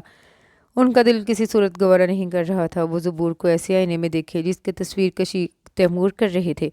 پھر انہوں نے بیٹے کو دیکھا تھا، اس بیٹے کو جسے سب سے زیادہ جانتی تھیں۔ بھلے وہ اس سے دور رہتے تھے، مگر وہ ان کی رگ رگ سے واقف تھیں۔ بات وہ نہیں تھی جو تیمور نے بتائی، بلکہ شاید کچھ اور تھی۔ لیکن کیا؟ دادی جی نے نظریں پھیر لی۔ پھر سب نے بہت سمجھایا، مگر تیمور کو شادی پر راضی نہ کر سکے۔ جہان بان جونیئر دادی تائی چچی کے زیر سایہ پروان چڑھا تھا۔ گھر میں سب ٹھیک تھے، مگر دونوں پھوپھو اسے ایسی نظروں سے دیکھتی تھیں جیسے وہ غلاظت کا ڈھیر ہو۔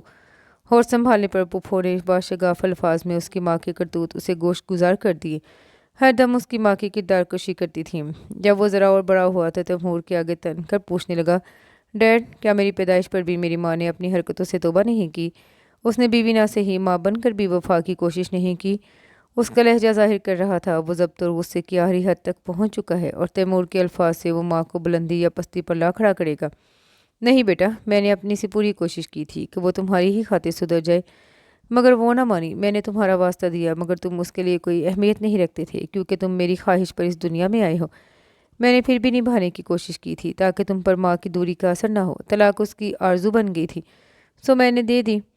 मैंने उसे ऑफ़र भी किया कि वो तुम्हें अपने साथ ले जाए, क्योंकि तुम बहुत छोटे थे। वो माँ है, मगर वो तुम्हें मेरी गोद में फेंक कर ये कहती हुई चली गई कि मेरा तुमसे और तुम्हारे बच्चे से कोई ताल्लुक नहीं। मैं उम्र भर दोनों की सूरत नहीं देखना चाहती, तैमूर कह रहे थे, और जहान बान जूनियर की कम पट्टियों में गमो गुस्सा ठोकरे मार रहा था, जिसे मैं खून की बजाय जहर दौड़ने लगा था। माँ, जो बड़ा आला और अरफा रिश्ता है, वो उसके लिए गाली बन गया था। एक पाकीज़ा रिश्ता उसके दिल का घाव बन गया था, जो हर पल रिश्ता रहता था। इस घाव की तकलीफ उससे उठती टीसे उसे खून के आंसू रुलाती थी।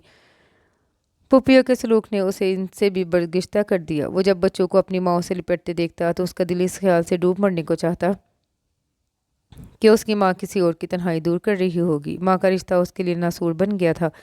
उसे बेइंतहा नफरत थी अपनी माँ से, जिसने वफा की मोहब्बत की धज्जियाँ बिखेर दी, जिसने एक गैर शख्स के लिए शोहर और बच्चे को छोड़ दिया था। नई नस्ल जवान हुई तो बहुत से नए असूल बने, जिनमें लड़कों और लड़कियों के लिए तालीम को तैमूर रज़ा ने ज़रूरी बना दिया। गांव में दादी जी के मेके की शादी थी। सभी इनवाइट थे। जहान बान जूनियर, एहतजाज, राहिब और सादीन, इन दोनों नए नए कॉलेज में दाखिल हुए थे और सबके साथ शादी में शरीक हो गए। कुलसूम दादी की दूर की नवासी लगती थी। उसने जब जहान बान जूनियर को देखा तो दिल हार बैठी थी। तो वो अनपढ़ और गंवार लड़की, गंवार लेकिन बला की बेबाक। मेहंदी के दिन उसने जूनियर के सामने जाकर फराटे से इजहार मोहब्बत कर दिया। वो तो एक पल को चुप का चुप रह गया। फिर उसे गज़ब का गुस्सा आया। उसने कुलसूम को झाड़ कर रख दिया। कुलसूम से अपनी बेइज्जती बर्दाश्त न हुई। अगले ही पल उसने चीख चीख कर सबको बुला लिया और सबके जमा हो जाने पर रो रो कर कहा कि जूनियर ने उसके साथ ज्यादती की कोशिश की है। दादी जी समेत सभी जानते थे कि जूनियर औरतों से किस तरह बिदकता है। सब उसकी पारसाई पर बोल रहे थे और वो साकित रह गया। उसकी नज़र में औरत के लिए अच्छे ख्याल की रमक भी रह गई थी तो वो कुलसूम ने निकाल दी थी। वो सिनफे नाजुक से ऐसे बिदकता था जैसे जानवर पत्थर से। दिन ब दिन वो मज़ीद बरगश्ता हुए जा रहा था। उसे हर औरत ज़बूर और कुलसूम लगती। दादी जान ने उसकी ब्रेन वॉशिंग की मकदूर भर कोशिश की थी, मगर माँ की बेवफाई ने कोई गुंजाइश न छोड़ी थी। उसके मासूम दिलो दिमाग से जो बात चिपक गई थी, उसने नफ़रत का आतिश दान भड़का डाला था। और अब जब घर में गजाली की शादी 2 माह बाद होने वाली थी तो गांव और दूर दराज के रिश्तेदारों से घर भर गया था। ख़वातीन और लड़कियों की बहतात और प्राइवेसी ना देखकर उसने दादाजी से हॉस्टल में दाखिल होने की बात की। दादाजी जानते थे एग्ज़ाम की तैयारी तो सिर्फ बहाना है। असल में तो वो औरतों से भाग रहा था, मगर उन्होंने हॉस्टल में रहने की इजाज़त न दी। उन्होंने अपने पुराने घर की चाबी दे दी जहाँ वो गाँव छोड़ने के बाद शिफ्ट हुए थे और जो अरसे से बंद था। दादाजी अगर उसे सहरा में भी रहने को कहते तो औरतों से बचने के लिए वो इस पर भी तैयार हो जाता। जब उसने रखते सफ़र बांध लिया तो उसके हम प्याला और हम नवाला हमजाद कैसे अकेले रह सकते थे। तो आजकल वो पुराने घर में रौनक बिखेर रहे थे और आयशा की तन्हाई को खुशगवार कर रहे थे। सुबह के 10 बजे कहीं उसके कमरे का दरवाज़ा खुला। तीनों ने बेसाख्ता उसकी सूरत देखी, जिससे यह था रात कर्ब का बादल खूब गरजा था। दर्द की बारिश ज़ोरों शोर से बरसती थी। आंखों की सुर्खी बता रही थी कि नफ़रत का तूफान बड़ी तेज़ी से हस्ती पर छा गया था। रात की बदमज़गी के बाइस कोई यूनिवर्सिटी नहीं जा सका। अभी वो तीनों खामोशी से पेड़ के नीचे कुर्सियों पर बैठे थे। वो भी सहन में उनके साथ विराजमान था। चाय मिलेगी यार, उसने थके थके लहजे में कहा। सादीन फ़ौरन किचन की सिमत दौड़ा। चाय तैयार थी, वो सबके लिए ले आया। जूनियर ने मग उठा लिया। वो तीनों अपनी अपनी जगह खामोश जैसे शर्मसार थे। इतने खामोश क्यों हो तुम लोग? अंदर के शोर से घबरा कर उसने इस्तफसार किया। आई एम सॉरी जूनियर, रात मैंने कुछ ज़्यादा ही कह डाला। मैं शर्मिंदगी महसूस कर रहा हूँ। राहिब, कैसी बात करते हो यार, हम बचपन से एक दूसरे के साथ हैं, एक दूसरे के दुख सुख से आगाह हैं। हम कज़न्स हैं मगर बेस्ट फ्रेंड भी तो हैं। इसी बाइस हम में से किसी को आज तक बाहर दोस्ती की ज़रूरत नहीं पड़ी। बट आई एम सॉरी, रात में भी कुछ ज़्यादा ही तल्ख हो गया था। जूनियर ने राहिब का हाथ थाम कर दबाया। शुक्र अल्हम्दुलिल्लाह, सादीन और एहतजाज ने बावाज़ बुलंद कहा तो सब मुस्कुरा दिए। अब लग रहा है ये घर है, वरना सुबह से तो सन्नाटे हुला रहे थे। मौसम तो देखो कितना अच्छा हो रहा है। बादल छाए हुए हैं, हल्की हल्की फुहार भी पड़ रही है। लगता है आज बादल बारिश ला रहे हैं। बारिश की खुशी में आज मैं तुम सबको अपने हाथ के पकौड़े खिलाऊंगा। तीनों ने शोर मचा डाला कि असली काम चोर जूनियर खुद ऑफर कर रहा था। अभी पकौड़ों के लिए पैन निकाला जा रहा था जब बारिश ज़ोरों से होने लगी। पकौड़े छोड़कर चार सब सेहन में निकलकर बारिश में भीगने लगे। इन तीनों ने सादीन को उठाकर बास्केटबॉल की तरह हवा में उछाला था। बेचारे को अच्छी खासी चोट लगी। سب اسے چوٹ کی بابت استفسار کر رہے تھے۔ وہ روٹ گیا تھا اور وہ سب اس کے گرد بھنگڑا ڈالے گا رہے تھے۔ آج عائشہ بھی یونی نہیں جا سکی۔ دیوار پار کی خاموشی اس کا دل دھڑکا رہی تھی، مگر اب پھر سب ٹھیک ہو گیا تھا۔ کافی دیر بعد جونیئر پکوڑوں پر تباہ آزمائی کر رہا تھا۔ یہ پکوڑوں کو کیا خسرہ ہو گیا ہے جو سپرے ہو رہے ہیں؟ بیسن پتلا ہو جانے کے باعث پکوڑے اپنی شکل سے محروم ہو گئے تھے۔ یہ اسپیشل پکوڑے ہیں جونیئر نے ڈھٹائی سے کہا، اور پھر کچھ ہی دیر بعد ایک دوسرے پر اسپیشل پکوڑے بارش کی طرح برسائے جا رہے تھے۔ یونیورسٹی سے کلاسز آف ہو گئی تھیں۔ آج کل وہ سب سنجیدگی سے ایگزامز کی تیاری کر رہے تھے۔ ابھی تھوڑی دیر آرام کی غرض سے لیٹے ہی تھے جب بیل پر چونک گئے۔ یہ اس وقت کون آ گیا؟ دیکھنا زی، پہلے دروازے کو دیکھا ہوں، پھر آ کر تم سب کو دیکھتا ہوں۔ وہ دھمکاتا چلا گیا اور جب واپس آیا تو بڑا شریف نظر آ رہا تھا۔ ان سب کی نظر جب احتجاج کے ساتھ کھڑے بندے پر پڑی تو سب جھٹکے سے سیدھے اٹھ کھڑے ہوئے۔ السلام علیکم۔ کورس میں سلام کیا گیا۔ وعلیکم السلام، کیسے ہو تم لوگ؟ جونیئر تیمور رضا کے گلے لگ گیا۔ آپ کیوں آئے ڈیڈ؟ ڈاکٹر نے آپ کو چلنے پھرنے سے منع کیا ہے، ہمیں بلوا لیا ہوتا۔ سعدین نے جلدی سے صحن میں پڑی چیئر پیش کی۔ تیمور کرنل کے عہدے پر تھے جب سال بھر پہلے انہیں دل کا عارضہ لاحق ہو گیا اور آج کل ریٹائرڈ تھے۔ تم تو آ کر بھول ہی گئے بیمار ڈیڈ کو۔ کل کئی بار تمہارے موبائل پر ٹرائی بھی کیا مگر موبائل آف تھا، اسی لیے خود چلا آیا۔ تیمور نے جان نثار نظروں سے بیٹے کو دیکھا جو ان کے گھٹنے تھامے قدموں میں تلے بیٹھا تھا۔ اپنا یہ اکلوتا لمبا چوڑا وجیح بیٹا انہیں بہت عزیز تھا۔ جہان بان جونیئر کو بھی باپ سے عشق تھا۔ ماں کی بے وفائی کا سن کر تیمور رضا اس کی نظروں میں ہیرو بن گئے تھے جنہوں نے بیوی سے وفا کا ثبوت اس طرح برقرار رکھا کہ دوسری شادی نہیں کی۔ اس کا بس چلتا تو باپ کو پلکوں پر بٹھا لیتا۔ یہ گھر کی حالت کیا بنا رکھی ہے تم لوگوں نے؟ کھانے کے گندے برتن تک یہاں ہیں۔ تیمور اب ارد گرد کا جائزہ لے رہے تھے۔ فوج میں ڈسپلن سے بڑی زندگی گزاری تھی اور اب یہ بے ترتیبی انہیں ناگوار گزر رہی تھی۔ اٹھا رہا ہوں چاچو۔ سعدین ہکلا کر برتن اکٹھے کرنے لگا۔ باقی دونوں بھی دم سادے کھڑے تھے۔ تیمور چونکہ شروع ہی سے میس میں رہتے تھے اور کبھی کبھی ہی گھر آتے تھے تو بچے ان سے فری نہ ہو سکے اور پھر ان کا انداز بھی ذرا ہٹ کر ہوتا تھا۔ غصے کے بھی تیز تھے، اس لیے بچے اگر دادا جی یاور اور فصیح کی نہیں مانتے تو پھر سب کو تیمور کے نام کا ڈراوا کافی ہوتا تھا۔ سب ان سے ڈرتے بھی بہت تھے۔ تیمور کا روبرو دیکھ کر سب انسانیت کی جون میں نظر آ رہے تھے۔ یہاں کوئی سعید صاحب رہتے تھے۔ تیمور کی نظریں دیوار کے پار گھر کی طرف تھیں۔ اب بھی یہی ہیں، بڑے اچھے لوگ ہیں، پیر کو ہمیں چائے پر انوائٹ کیا تھا انہوں نے، آپ کا پوچھ رہے تھے۔ راہب نے بردباری سے جواب دیا، کم ہی ملے ہیں ہم، میں تو ڈیوٹی کے باعث کم ہی آتا تھا مگر اچھی فرینڈ شپ تھی ہماری۔ میں جا رہا ہوں ملنے، چلو گے تم لوگ؟ انہوں نے اٹھتے ہوئے کہا۔ آپ ہو آئیے۔ احتجاج کی متانت دیکھنے سے تعلق رکھتی تھی، ان کی مت ماری گئی تھی جو وہ تیمور کے ساتھ جا کر بھیگے بلے بن کر بیٹھے اپنا امیج خراب کرتے۔ جونیئر تم میرے ساتھ چلو، میں واپس آؤں تب تک گھر کی حالت سنور جانی چاہیے۔ میں آ کر ایک ایک چیز چیک کروں گا۔ ماں جی نے مجھے تم لوگوں کی سہولت کے لیے ملازم ساتھ لے جانے کو کہا تھا مگر مجھے ملازموں پر تکیہ کرنے والے لوگوں سے چڑ ہے، اس لیے ساتھ نہ لایا۔ دل پر غم کا پہاڑ گرتے محسوس کر کے تینوں نے مرتے کیا نہ کرتے کہ مستاق شد و مت سے سر ہلایا۔ جونیئر نے بے ساختہ مسکراہٹ لب دبا کر روکی اور سر جھکا دیا۔ بادل ناخواستہ تیمور کے پیچھے چل رہا تھا جبکہ پیچھے سے سب نے اسے گھونسے اور جھاڑو دکھائی تھی، بیچاروں کو صفائی جو کرنی تھی۔ بیل بجانے پر عائشہ نے دروازہ کھولا۔ السلام علیکم۔ حسب عادت اس نے سلام کیا۔ وعلیکم السلام۔ سعید صاحب تشریف رکھتے ہیں؟ وہ استفسار کر رہے تھے۔ عائشہ کی جگنو بھری نظریں پیچھے موجود جونیئر پر پڑیں تو اس نے بنا کسی استفسار کے انہیں اندر آنے کی دعوت دی۔ تشریف لائیے۔ انہیں ڈرائنگ روم میں بٹھا کر وہ بابا کو اطلاع دینے چلی گئی۔ تھوڑی دیر بعد ڈرائنگ روم میں خوشگوار باتوں کی آوازیں آنے لگیں۔ عائشہ کو باتوں ہی سے خبر ہوئی کہ وہ جونیئر کے والد محترم ہیں۔ چائے پرتکلف ریفریشمنٹ کے ساتھ سلیقے سے پیش کر کے وہ بھی وہیں بیٹھ گئی۔ تیمور نے اس سے بھی بڑی اپنائیت سے گفتگو کی تھی۔ ان کی آنکھوں میں پسندیدگی کے رنگ گہرے تھے۔ جونیئر پہلے ہی کی طرح لاتعلق بیٹھا تھا۔ کمینے، اللہ کرے تجھے موت نہ آئے، اور دیکھنا جب تو مرے گا تو اینٹ جائے گا۔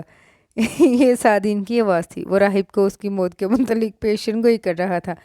ڈرائنگ روم میں ایک دم سے سناٹا چھا گیا۔ امی بابا تو ان کی آواز کے عادی ہو گئے تھے مگر تیمور حیرت زدہ بیٹھے تھے۔ اسی دم احتجاج کی آواز دی، ہائے یہ چاچو نے کیا کیا؟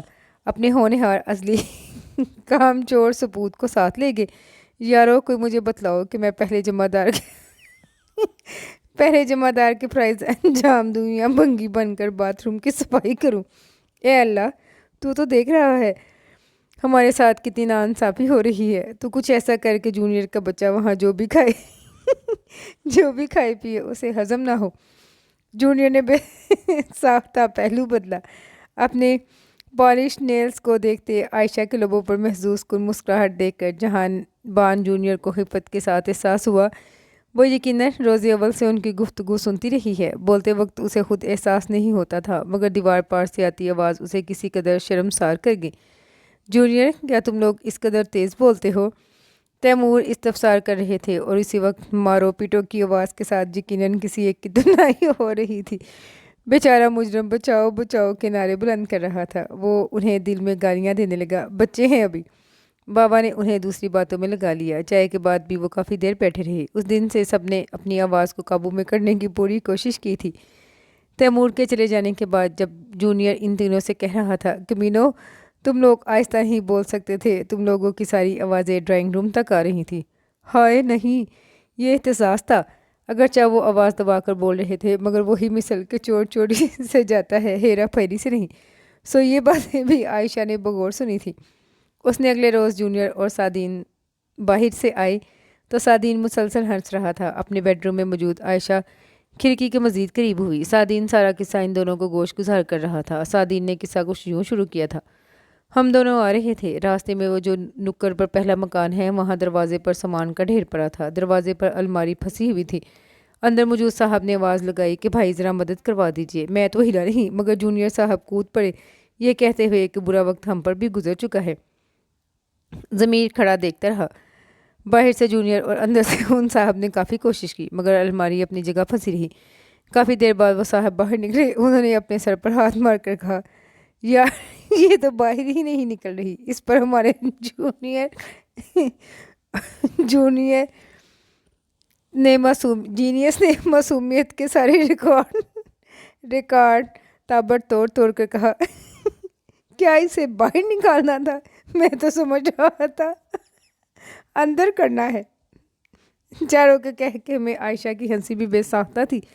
मसखरे पर की भी इनके हाँ कोई हद नहीं थी। वो महसूस होते हुए सोच रही थी, आए दिन उनके खाने जल जाते थे और सब्जी पुकार मचाते थे। उस दिन राहब खिचड़ी पका रहा था। आम के पेड़ पर कैरियाँ खासी बड़ी बड़ी लगी हुई थी। उनका इरादा खिचड़ी के साथ कैरी की चटनी खाने का था।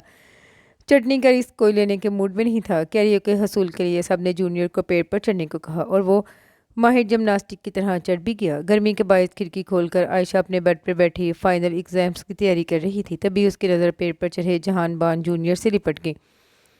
मस्टर्ड जीन्स में ब्लैक शर्ट की आस्तीन ने कोहनियों तक फोल्ड किए। वो कैरियाँ तोड़ तोड़ कर नीचे मौजूद इन तीनों को मार रहा था। एक कैरी सादीन की आंख पर लगी तो उसने दूसरी कैरी से जूनियर का निशाना लिया, मगर वो फुर्ती से दूसरी डाल पकड़कर उसका निशाना खता कर गया। क्या है ये शख्स? उस दिन उसका नफरत भरा लहजा भूलता नहीं, और अब जब हंस रहा है, मुस्कुरा रहा है, तो लग रहा है इससे ज़्यादा मासूम, इससे ज़्यादा प्यारा कोई दूसरा नहीं है। ये नरम कम तासुर भीगे फुहार जैसा लहजा कितना दिल फरेब जाहिर कर रहा है इसे। वो अपनी ही सोचों में गलता उस पर नज़रें जमाई बैठी थी। नज़रों की तपिश पर दनिस्ता तौर पर जूनियर की निगाहें खिड़की से होती हुई आयशा से मिल गई थी। बिना पल के झपके वो यकटक उसे देख रही थी। न जाने कैसी दीवानगी थी, कैसा सहर था उसकी आंखों में कि जूनियर चाहते हुए भी अपनी निगाह न छुड़ा सका।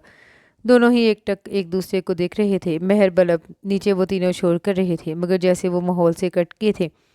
इर्द गिर्द का माहौल जैसे अपना हुस्न खो चुका था। उसकी दुनिया दो निगाहों तक महदूद हो गई थी। लब खामोश थे, मगर निगाहों ही निगाहों में जैसे तुंदो तेज मुकालमे अदा किए जा रहे थे। अनजान और आशना की तकरार चल रही थी। दोनों ने जैसे पलके ना झपकने की शर्त बांध ली थी। मैं क्यों हार मानूं, ये क्यों नहीं? जूनियर अपने अंदर हम कलाम था। फासला अगरचा बहुत कम था।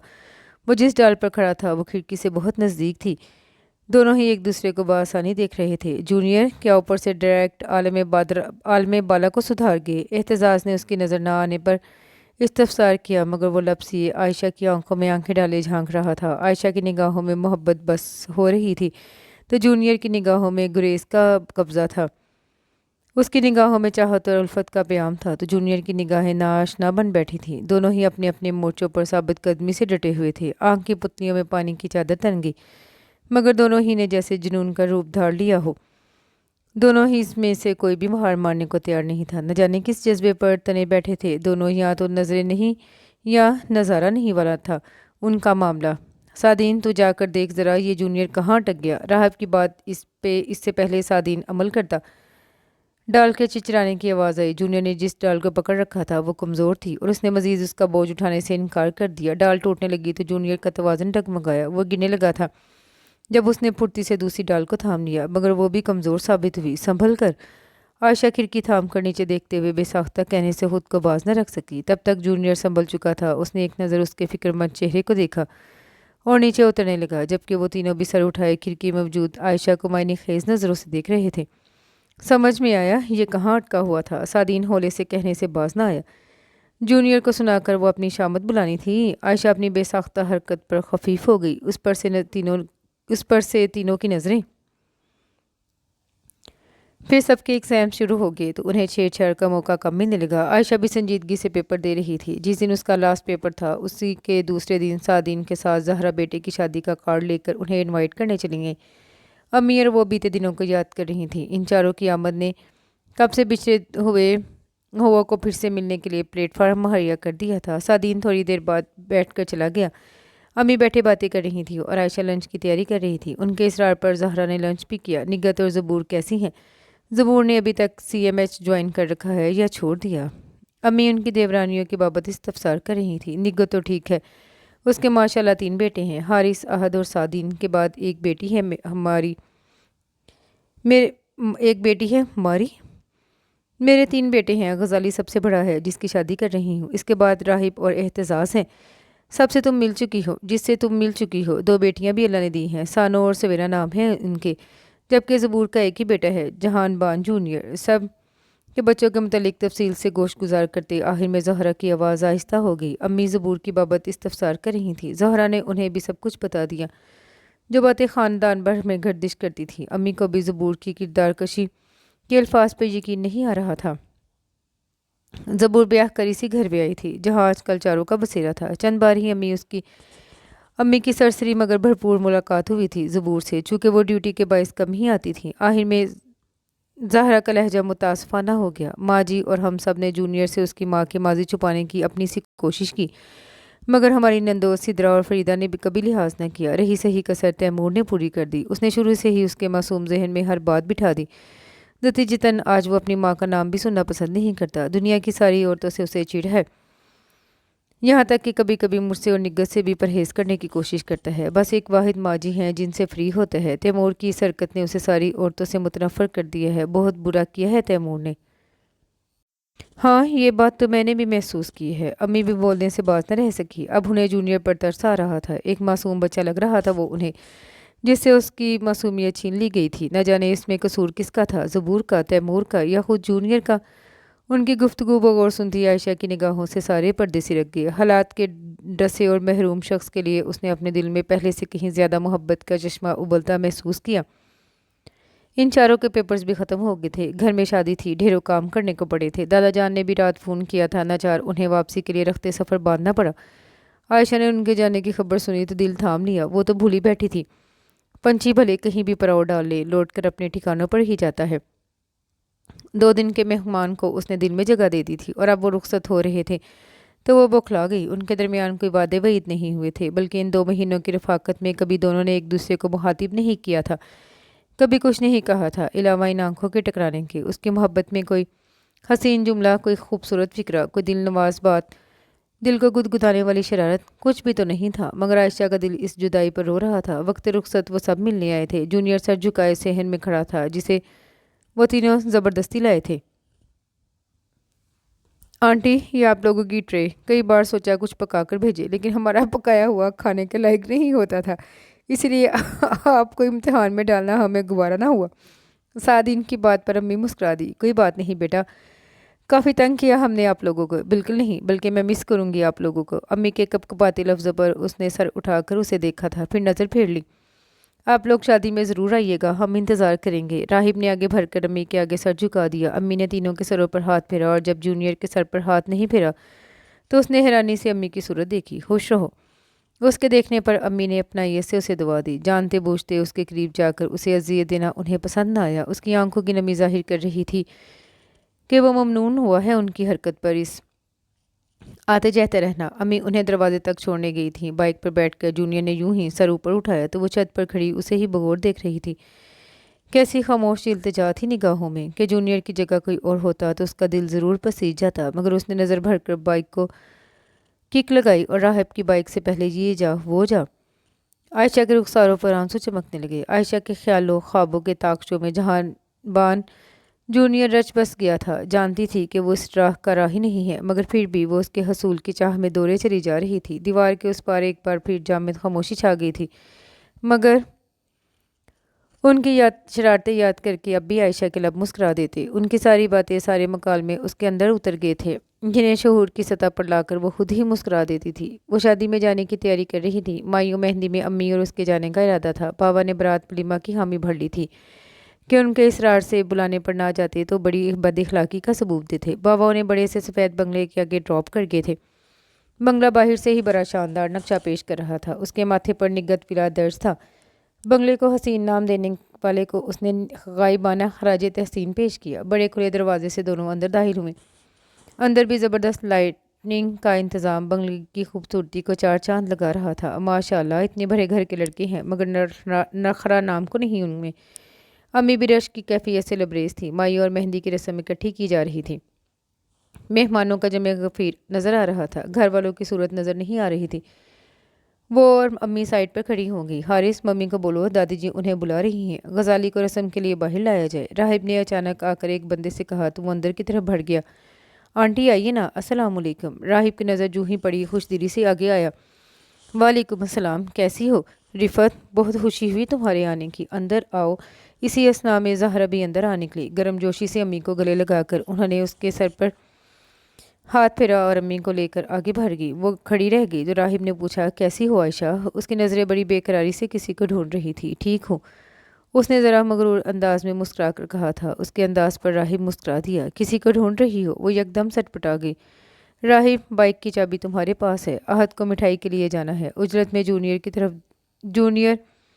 की तरफ दूर से ही बोलता आया था। उसकी नज़र अभी आयशा पर नहीं पड़ी थी। करीब आने पर पड़ी तो उसके ठिठकते कदमों और आयशा की आंखों की भरती चमक को राहब ने लब दबाकर जब्त किया। क्या कह रहे थे तुम? चाबी, उसने जैसे वो मुश्किल कहा। पहली गैर इरादी नज़र पड़ने के बाद उसने दूसरी निगाह न डाली। आयशा इस वक्त येलो शर्ट, ब्लू ट्राउज़र, दुपट्टे के स्टाइलिश सूट में मेकअप किए यकीनन देखने वाले के होश उड़ा रही थी। वो तो मैंने आहद को दे दी।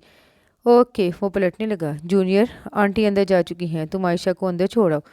उसे पता नहीं है रस्म कहाँ हो रही है। राहिब फ़ौरन खिसक गया ताकि वो इनकार न कर सके। खामोश करी आयशा को उसने चलने का इशारा किया और राहिब को दिल में गालियों से नवाजने लगा। उसके संग कदम उठाते हुए आयशा ने तिरछी निगाहों से उसे देखा। मायों के आम डगर से हटकर उसने शलवार सूट के बजाय ब्लैक जीन्स और ब्लैक शर्ट पहन रखी थी। उल्टे हाथ की उंगलियों को बारी बारी अंगूठे से दबा रहा था। उसकी हरकत इस तरह को जाहिर कर रही थी। आपके यहाँ मेहमानों से सलाम दुआ का रवाज नहीं है। उसने खुद ही पहल की ताकि झिझक दूर हो। अस्सलाम वालेकुम, उसने खासे जले भुने लहजे में जिताते हुए सलाम किया। वालेकुम अस्सलाम, जीते रही। आयशा ने महजूज होते हुए मुस्कुराकर जवाब दिया तो उसके लब भींच गए। क्या कर रहे हो आजकल? उसने जवाब नहीं दिया, मगर आयशा ने हिम्मत नहीं हारी। आप लोगों का घर बहुत खूबसूरत है, specially colour scheme. Windows marble बहुत हटकर हैं।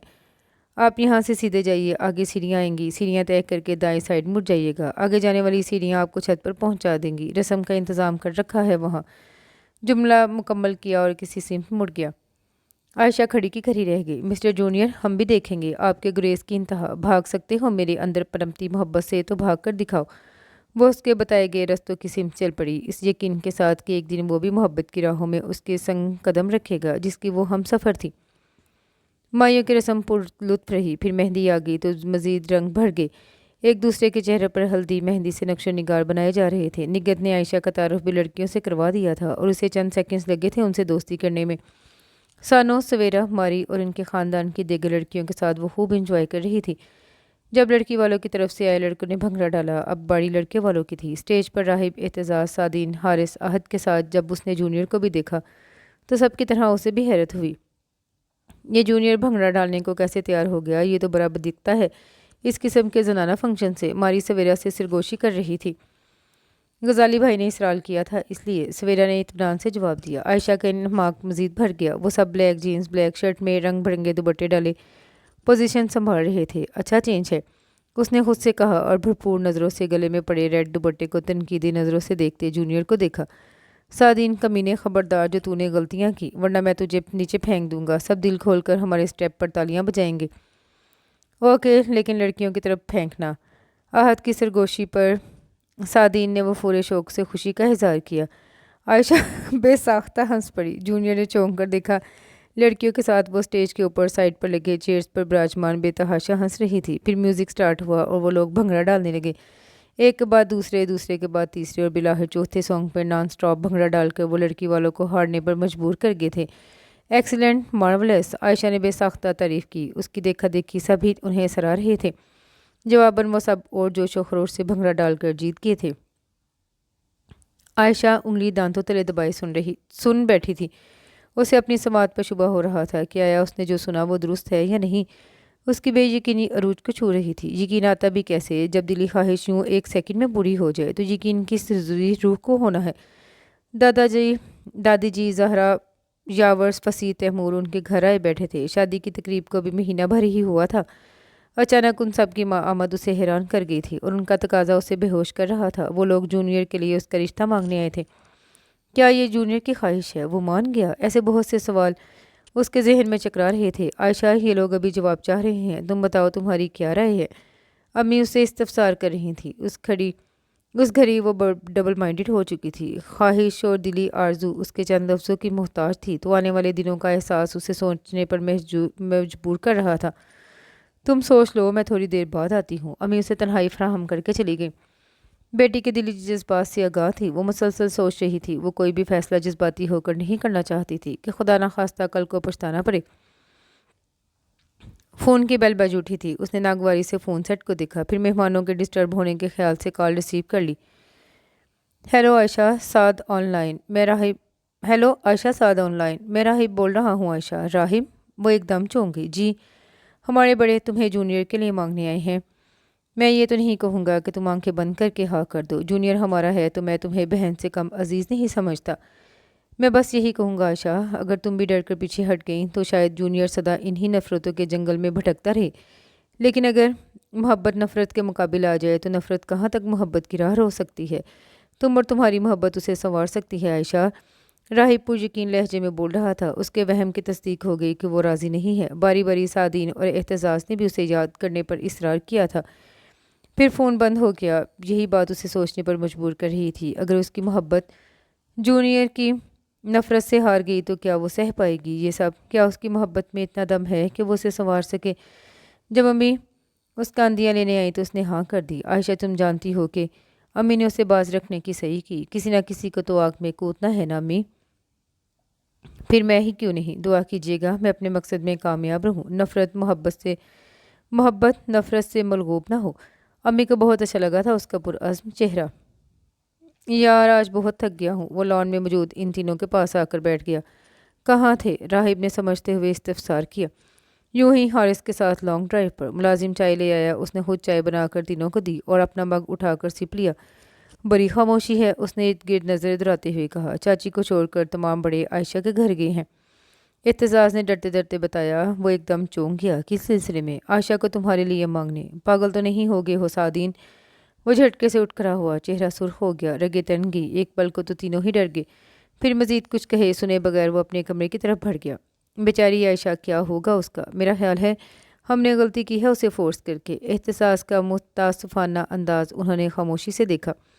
سارا قصور چاچو کا ہے، انہیں جونیئر کے ذہن میں زہر نہیں بھرنا چاہیے تھا۔ سعدین کے غصے کو راہب نے خاموشی سے دیکھا کہ اسے بھی خالی ریڈ پارکنگ دکھائی دے رہی تھی۔ ڈیڈ جیسے آئے مجھے انفارم کرنا۔ ملازم کو آرڈر دے کر وہ دھار سے اپنے کمرے کا دروازہ بند کر چکا تھا۔ سر، جونیئر صاحب نے کہا تھا آپ جیسے آئیں انہیں انفارم کروں، انہیں بتا دوں کہ آپ آ چکے ہیں۔ تیمور نے کوٹ اتار کر ابھی رکھا ہی تھا جب ملازم نے کہا میں اس سے 1 گھنٹے بعد ملوں گا، پہلے مجھے 1 کپ کافی پلا دو وداؤٹ شوگر۔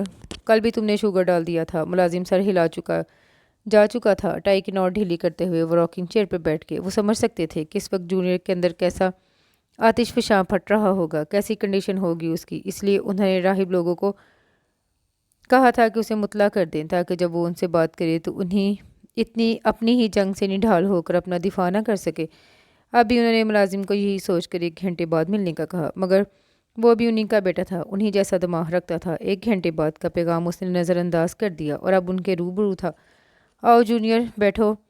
सुकून उनके हर अंदाज से यहाँ था। उसने उखड़ लहजे में इस्तफसार किया, क्या ये सच है कि आप अभी आयशा के घर से आ रही हैं? हाँ, उन्होंने इत्मीनान से जवाब दिया और एक नज़र बेटे के तपते चेहरे की तरफ डाली। एकदम उन्हें उस पर तरस आने लगा और खुद से नफरत भर गई। दादाजी, दादी जी, ताई, ताया, चाचू, चाची, अगर कोई भी ये हरकत करता तो मुझे हैरत ना होती, लेकिन आप खुद मेरा रिश्ता लेकर गए थे। मैं हैरत ज़दा हूँ। इसमें हैरत की क्या बात है? हर बाप को बेटे की शादी का अरमान होता है। तुम्हारा मैकेनिकल इंजीनियर भी मुकम्मल हो गया, अल्हम्दुलिल्लाह। फाइनेंशियली भी स्ट्रॉन्ग पोजीशन रखते हो। इन फ्यूचर बिजनेस संभालोगे या नई फर्म लॉन्च कर लेना, तुम्हारे लिए कोई कबाहत नहीं है। माशाल्लाह, शादी की उम्र भी हो गई है। इसलिए मैं आयशा के घर चला गया कि मुझे बहू की कमी महसूस होने लगी थी। उनका अंदाज हनूस ठंडा था। लेकिन शादी के लिए मैं कतई तैयार नहीं हूँ, मेरी तरफ से इनकार है। अपना फैसला सुनाकर वो पलटने लगा। रुक जाओ जूनियर, तुम जानती हो मेरा बाईपास हो चुका है। तुम्हारी ये हरकत मेरी जान भी ले सकती है। उसने तड़प कर बाप की तरफ देखा। वो बड़ी आस और इल्तिजा से उसकी तरफ देख रहे थे। उसने ज़िंदगी में अगर किसी को शिद्दत से चाहा था तो वो तैमूर थे। उसे अपने बाप से शदीद मोहब्बत थी। उसकी नज़र में वो हीरो थे। आहिस्ता आहिस्ता चलते हुए वो उनके दोनों हाथ थाम कर उनके कदमों तले बैठ गया। आप मुझे शादी को फोर्स कर रहे हैं डैड। इतना कुछ होने के बावजूद हर औरत एक जैसी नहीं होती बेटा। औरत जहर है तो तिरयाक भी वही है। तैमूर ने बहुत दिक्कत से जुमला मुकम्मल किया। आप मुझे शादी के अलावा जो कहेंगे मैं करने को तैयार हूँ।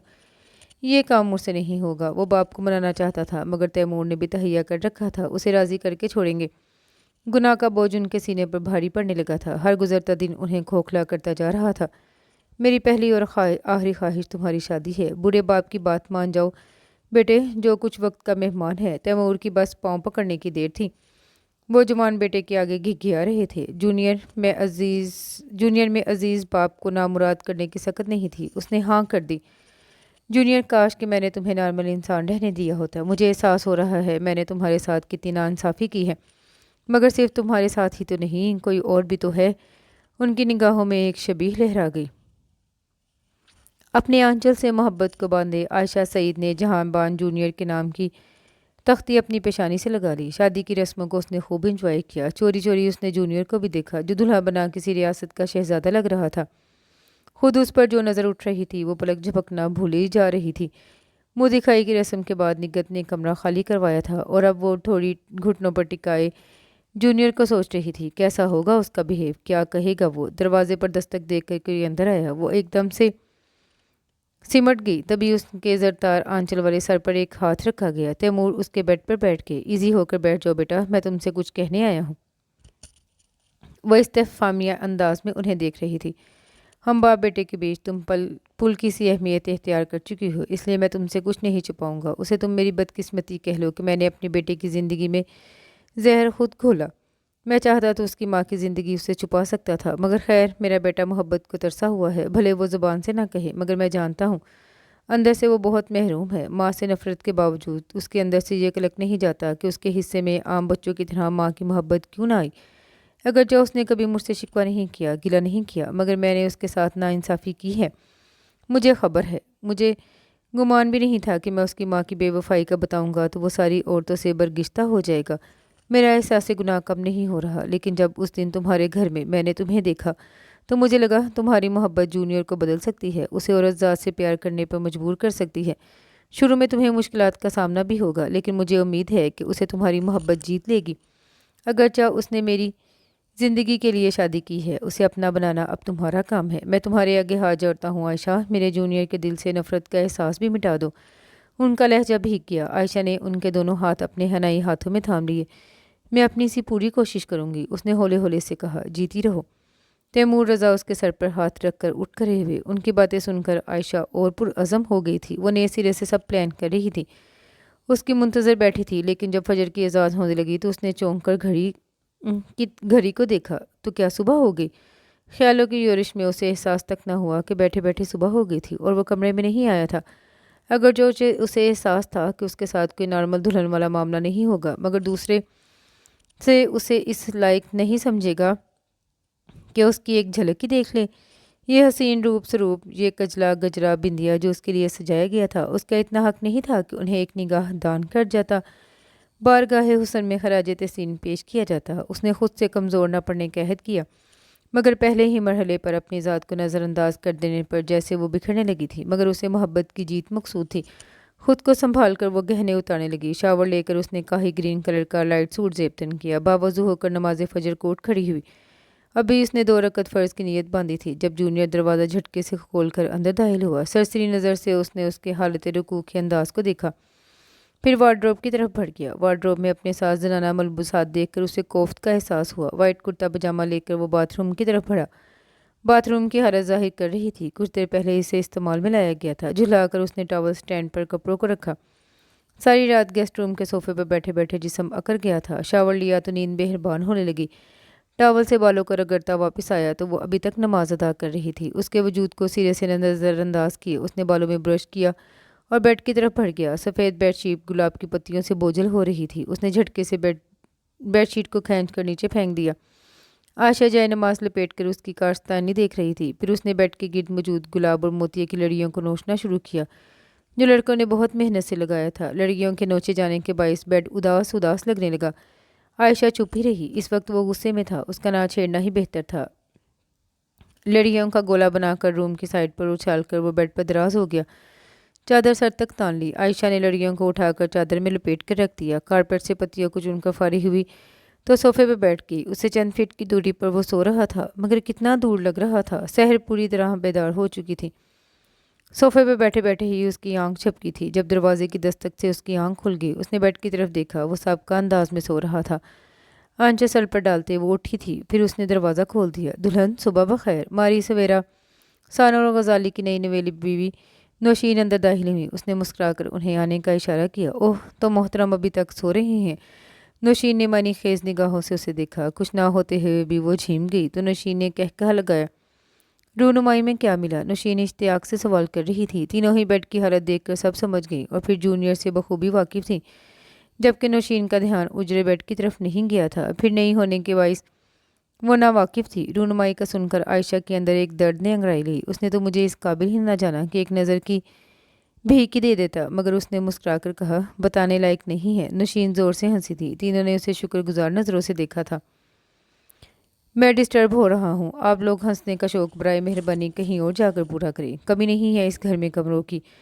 چادر سے سر نکال کر جونیئر نے درست لہجے میں کہا۔ نوشین حیران رہ گئی۔ تینوں نظریں چرانے لگیں۔ ولیمے کی تقریب بھی گزر گئی تھی۔ رواج کے مطابق عائشہ میکے جا رہی تھی، ان کے ہاتھ داماد بھی ساتھ جاتا تھا، مگر جونیئر نے بے مروتی سے کہہ دیا، میں کسی ایسی رسم و رواج کی پابندی کا موڈ نہیں رکھتا۔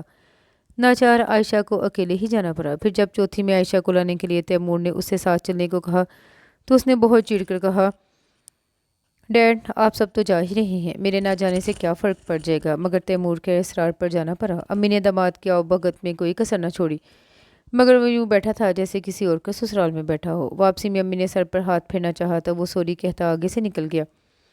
جہاں تیمور نے مارے کرب کی آنکھیں موند لی تھی، وہیں عائشہ ہر ایک سے نظریں چرانے پر مجبور تھی۔ کپڑے چینج کر کے وہ لیٹنے کی غرض سے بستر کی طرف بڑھی تو اس کی خشک آواز گونجی، میں صوفے پر سونے کا عادی نہیں ہوں، جتایا گیا تھا کہ میں بیڈ پر سوؤں گا، تم صوفے پر مڑو۔ عائشہ کچھ کہنے والی تھی جب دروازے پر دستک ہوئی۔ یس، اس کی آواز پر ملازم اندر داخل ہوا۔ آپ کو تیمور صاحب اسٹڈی میں بلا رہے ہیں، ملازم نے جونیئر کو پیغام دیا۔ تم چلو، آ رہا ہوں۔ ملازم کے نکلنے کے بعد وہ بھی کمرے سے نکل آیا۔ آپ نے بلایا ڈیڈ؟ وہ ان کے روبرو تھا۔ ہاں، یہ تمہارے اور عائشہ کے ٹکٹ ہیں، کل شام کی فلائٹ ہے تم لوگوں کی، ہوٹل میں کمرے ریزرو کروا دیے ہیں۔ پہلے میں نے سوچا تھا ورلڈ ٹور کی ٹکٹ کنفرم کروا دوں، لیکن باہر کے ممالک سے کہیں زیادہ حسن تو ہمارے شمالی علاقہ جات میں ہے۔ انشاءاللہ نیکسٹ ٹائم ورلڈ ٹور کا ٹکٹ کنفرم کروا دوں گا۔ وہ اتنے آرام سے اظہار خیال کر رہے تھے کہ جونیئر ساکت رہ گیا۔ ڈیڈ آپ مجھے پاگل کر دیں گے، صرف آپ کے باعث میں نے ایک بلا پیچھے لگا لی ہے۔ وہ میرا bed room, bath room, wardrobe, غرض کی ہر چیز شیئر کرتی ہے۔ دادا جی نے صبح مجھے بہت ڈانٹا ہے، ورنہ میں اس کا ٹرانسفر دوسرے کمرے میں کر دیتا۔ ناقابل برداشت لگتا ہے مجھے اس کا وجود اپنے بیڈ روم میں۔ ایزی جونیئر، دوسرے کمرے کا تو تم خیال بھی دل سے نکال دو، وہ تمہاری بیوی ہے، کوئی پرائی عورت نہیں جو دوسرے کمرے میں رہے گی۔ باقی رہی چیزیں شیئر کرنے کی بات تو وہ تمہاری نصف بہتر ہے۔ نصف بہتر کا مطلب تو تمہیں پتہ ہی ہوگا۔ وہ لب بھنچے باپ کی تقریر سن رہا تھا۔ میری خوشی تمہیں عزیز ہے تو یہ ٹکٹیں اٹھاؤ اور جانے کی تیاری کرو۔ آپ مجھے بلیک میل کر رہے ہیں ڈیڈ؟ وہ خود پر ضبط کر رہا تھا۔ تمہیں لگ رہا ہوگا جبکہ میں ایک باپ کا فرض ادا کر رہا ہوں۔ جاؤ شاباش۔ وہ کھولتے ہوئے اسٹڈی سے نکل گیا۔ تم کیا جانو جونیئر، میرا ہر عمل کنارے کی طرف سے ہے، کنارے کی طرف ہے۔ ان کی آنکھیں سلگنے لگی۔ آج پھر کسی کی یاد نے دل کے رخسار پر ہاتھ رکھ دیا تھا۔ عائشہ صوفے پر براجمان سوچنے لگی کہ تیمور نے اسے کیوں بلایا۔ کچھ سمجھ نہیں آیا تو اس نے سوچنا چھوڑ کر کارنر پر پڑی جونیئر کی تصویر اٹھا لی۔ لب دبائے شرارت سے وہ مسکراتے ہوئے بہت خوبرو لگ رہا تھا۔ جھٹکے سے دروازہ کھلا تھا، پھر دروازے پر لات مار کر اس نے دروازہ بند کر دیا۔ فریم کو دانستہ طور پر عائشہ نے اپنی پشت پر چھپا لیا۔ وہ سخت غصے میں نظر آ رہا تھا۔ اس نے خاموشی میں ہی عافیت جانی کہ پہلے تیل کی دھار دیکھنا چاہتی تھی۔ ہاتھ میں موجود چیزیں کاؤچ پر پھینک کر وہ چادر تان کے لیٹ گیا۔ اب تک دونوں میں سے کسی نے براہ راست ایک دوسرے کو مخاطب نہیں کیا تھا۔ اب بھی کچھ بتانے کی بجائے وہ لیٹ گیا۔ عائشہ نے اٹھ کر دیکھا تو اس کے غصے کی وجہ اور تیمور کے بلاوے کا عنوان سمجھ میں آ گیا۔ تیمور انہیں تنہائی فراہم کر کے ایک دوسرے کے قریب آنے کا موقع دے رہے تھے۔ عائشہ کے لب بے ساختہ مسکرا دیے۔ ان چند دنوں میں جونیئر سے اس نے لاتعلقی بیزاریت کا کھیل دیکھا تھا۔ اب اس کی باری تھی۔ دیکھتے ہیں جونیئر صاحب، کہاں تک بڑھ سکتے ہیں آپ؟ اس نے خاموش لبوں سے چادر میں چھپے اسے مخاطب کیا۔ اس کی تصویر کو آنکھوں سے چھوتے خود ہی مسکرا دی۔ ڈرائیور انہیں جناح ٹرمینل پر ڈراپ کر کے جا چکا تھا۔ جونیئر نے اس وقت بلو جینز پہ اسکائی بلو شرٹ پہن رکھی تھی۔ ٹرالی دھکیلتے ہوئے ہر انداز اس کے ناخوش ہونے کا پتہ دے رہا تھا، جبکہ بلو سوٹ میں عائشہ خوش تھی، مگر اس نے فیس ایکسپریشن یہی دیا کہ بھارت مجبوری جا رہی ہو۔ اگر وہ اس کی خوشی محسوس بھی کر لیتا تو اسے اذیت دینے کو پروگرام ہی خراب کر دیتا۔ ابھی عائشہ نے پلین کی چند سیڑھیاں ہی طے کی تھیں جب اس کا پاؤں ملا اور وہ ڈگمگا کر اس کے بازو دبوچ گئی۔ کیا حرکت ہے یہ؟ پیسنجرز ان کے آگے پیچھے دونوں طرف تھے۔ تبھی اس نے غضبناک لیکن دھیمی آواز میں کہا، ساتھ ہی بازو بھی چھڑانے کی کوشش کی، مگر عائشہ نے چھوڑنے کے لیے تھوڑی تھاما تھا۔ پیر میں موچ آ گئی ہے، مجھ سے چلا نہیں جا رہا۔ ایک سیڑھی طے کر کے عائشہ نے سخت لاچار انداز میں کہا، کس نے مشورہ دیا تھا آپ کو 4 منزلہ سینڈل پہننے کا؟ سچویشن ایسی تھی کہ وہ اونچا بول کر اپنا تماشا نہیں بنا سکتا تھا۔ مجھے کیا خبر تھی موچ آ جائے گی؟ آج کوئی نیا پہنا ہے یہ 4 منزلہ سینڈل؟ اس کے چہرے سے درد و تکلیف کے آثار نمایاں تھے۔ پلیز تھوڑا سہارا دیجیے تو میں چلنے کی کوشش کرتی ہوں۔ سیٹ پر بیٹھ کر آیوڈیکس لگا لوں گی۔ میرے بیگ میں ہے آیوڈیکس۔ اس نے شولڈر سے لٹکے بیگ کی طرف اشارہ کیا۔ دروازے پر موجود ایئر ہوسٹس اب ان کی طرف متوجہ تھی اور مسکرا رہی تھی۔ مارے باندھے جونیئر نے اپنا بازو پیش کر دیا کہ اس سے زیادہ کوئی مدد نہیں کر سکتا تھا۔ عائشہ کے لیے یہ بھی بہت تھا۔ اس کے بازو پر سارا بوجھ ڈالتے ہوئے اس نے پیچھے سے ہاتھ ڈال کر اس کی کمر تھام لی۔ وہ چل بلا کر رہ گیا۔ Any problem? ایئر ہوسٹس دریافت کرنے لگی۔ عائشہ نے شدت کے ساتھ نفی میں سر ہلایا۔ ایئر ہوسٹس نے معمول کی کارروائی کے بعد انہیں اندر آنے کا اشارہ کیا۔ اپنی سیٹ پر بیٹھ کر عائشہ نے کنکھیوں سے اس کا بگڑا چہرہ دیکھا اور رخ پھیر کر مسکرا دی۔ بیلٹ باندھنے کی یاد دہانی کرائی گئی تو جونیئر نے سیٹ بیلٹ باندھ کر چہرے کے آگے میگزین تان لیا۔ اسے کافی دیر بیلٹ سے الجھتا محسوس کر چکا تھا، مگر اس کی طرف متوجہ نہیں ہوا۔ سنیے، یہ بیلٹ کیسے بندھے گی؟ اس نے میگزین کے ہاتھ سے ذرا پرے کر کے سوال کیا۔ کیا زندگی میں پہلی بار پلین کا سفر کر رہی ہیں؟ وہ کڑے تیوروں سے استفسار کر رہا تھا۔ آپ کو کیسے خبر ہوئی؟ اس کی معصومیت دیکھنے سے تعلق رکھتی تھی۔ بیلٹ کا تو کچھ کریں۔ اسے واپس میگزین میں گم دیکھ کر دہائی دی۔ ابھی ایئر ہوسٹس آئے گی تو بندھوا لینا، میرا کیا ہے؟ میں تو آپ کی وجہ سے کہہ رہی تھی۔ کیا کہے گی ایئر ہوسٹس؟ اتنے ہینڈسم شخص کی بیوی کو بیلٹ باندھنا بھی نہیں آتا، کتنی شرمناک بات ہے نا؟ وہ اتنی معصوم بن کر پوچھ رہی تھی کہ جونیئر کا دل اسے پلین سے اٹھا کر نیچے پھینکنے کو چاہا۔ اپنی عزت کی تو وہ کچھ زیادہ ہی پرواہ کرتا تھا۔ لب بھینج کر اس نے عائشہ کی سیٹ بیلٹ باندھ دی۔ پلین نے ٹیک آف کیا تو عائشہ نے اس کا بازو تھام لیا۔ جونیئر نے اس کا ہاتھ جھٹک دیا۔ مجھے ڈر لگ رہا ہے، اسی لیے تو پکڑا ہے بازو۔ مجھے کون سا شوق ہے؟ وہ ایک بار پھر بازو تھام گئی۔ ٹیکسی نے انہیں مطلوبہ ہوٹل کے آگے اتار دیا۔ اس کی تقلید میں وہ استقبالیہ کی طرف بڑھ گئی۔ مسٹر اینڈ مسز جہاں بان جونیئر کے نام سے ایک کمرہ ریزرو ہے سر۔ اس کے استفسار پر ریسیپشنسٹ نے مہذب لہجے میں جواب دیا۔ کیا ایک اور کمرہ مل سکتا ہے ہمیں؟ جونیئر کے استفسار پر عائشہ ٹھٹک کر اسے دیکھنے لگی۔ ریسیپشنسٹ نے باری باری دونوں کو دیکھا۔ ہنی مون ٹرپ اور دوسرا کمرہ؟ سر آپ کے ساتھ کوئی اور بھی ہے؟ کیا ایک اور کمرہ مل سکتا ہے؟ سوال کو نظر انداز کر کے اس نے لفظ چبا چبا کر ادا کیا۔ ریسیپشنسٹ کو سمجھ آ گئی کہ اس کا سوال ناگوار گزرا ہے۔ دیکھنا پڑے گا سر۔ وہ رجسٹر پر جھک گیا۔ ان کے ریزرویشن کے آگے نوٹ میں لکھا ہوا تھا، اگر یہ دوسرا روم ڈیمانڈ کریں تو انہیں نہ دیا جائے۔ तैमूर रज़ा हकीकतन जूनियर को अच्छी तरह जानते थे। ये होटल उनके दोस्त का था और जूनियर इस हकीकत से नावाकिफ था। सॉरी सर, दूसरा रूम नहीं मिल सकता। नोट पढ़ने के बाद उसकी मत मारी गई थी जो वो उसे दूसरा कमरा देता। सेकंड फ्लोर पर लेफ्ट साइड पर है आपका कमरा। जूनियर ने चाबी लेकर आगे कदम बढ़ा दिए। कमरा काफ़ी कुशादा और हर सहूलत से मुज़य्यन था। कमरे के वस्त में एक बेड था जो सिंगल और डबल के बीच की नस्ल का था। जूनियर के माथे पर शिकन पड़ गई। सर्दी इतनी थी कि नीचे कारपेट पर सोने का तस्वर भी सुहाने रूह था। खुद उन्होंने जो कपड़े पहन रखे थे वो वेदर के लिहाज से नामौजू थे। जूनियर ने गर्म पानी से शावर लिया जबकि उसने मुंह हाथ धोने पर ही इक्तफा किया। आईने के आगे खड़े वो टावल से बूढ़े बालों को रगड़ रहा था। जब आयशा का अक्स आईने में पड़ा, शहाबी चेहरे पर मौजूद पानी की शफाफ बूंदें हसीन लग रही थीं। चमकीली आंखें कमरे का जायजा ले रही थीं। निगाह की गर्मी का एहसास उसे हुआ तो उसने तजाहले आरफाना से काम लिया। जूनियर ने खुद को इस हरकत पर लानत मलामत की। वेटर दस्तक देकर चाय लाया और रख कर चला गया। वो ट्रॉली अपनी तरफ खींच चुकी थी। शुगर कितनी? वो यूँ पूछ रही थी जैसे बहुत दोस्ताना ताल्लुकात थे उनके माबीन। मुझे आपके हाथ की चाय नहीं पीनी। ओके। वो अपना कप लेकर बैठ गई। जूनियर ने अपने लिए चाय निकाली। कमरे में मौजूद फ़ोन ने बजना शुरू कर दिया तो वो फ़ोन उठाकर सुनने चला गया। उठकर फ़ोन सुनने चला गया। होटल का मैनेजर वही रवायती डायलॉग बोल रहा था, किसी चीज़ की ज़रूरत हो तो बताइएगा वगैरह वगैरह। उनसे जान छुड़ाकर उसने अपने कप में शुगर डाली। स्पून हिलाते हुए टीवी ऑन कर दिया। इस बात से कतई नज़र कि आयशा ने मौके से फ़ायदा उठाकर उसके कप में भर भर के 2 चम्मच शक्कर के डाल दिए थे। उसने पहला सिप लिया तो उसके 14 तबक रोशन हो गए। तुमने इसमें और शुगर मिलाई है? रूम में कोई तीसरा बंदा था नहीं। इसका शक उसी तरफ गया। आयशा उसकी अक्ल को दाद देते हुए कहा, मुझे किसी पागल कुत्ते ने काटा है। आपने खुद ही तो कहा था मेरे हाथ की चाय नहीं पियेंगे।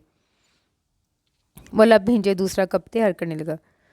सर, डिनर रूम में करेंगे या बाहर हॉल में? वेटर चाय के बर्तन लेने आया तो मुअद्दब होकर पूछने लगा। हॉल में, जूनियर ने जवाब दिया। ब्लैक सूट में ब्लैक शॉल ले बेटे। आयशा हॉल में दाखिल हुई तो कई निगाहों ने उसे खुशामदीद कहा। नया कपल लगता है, जोड़ी बहुत अच्छी है।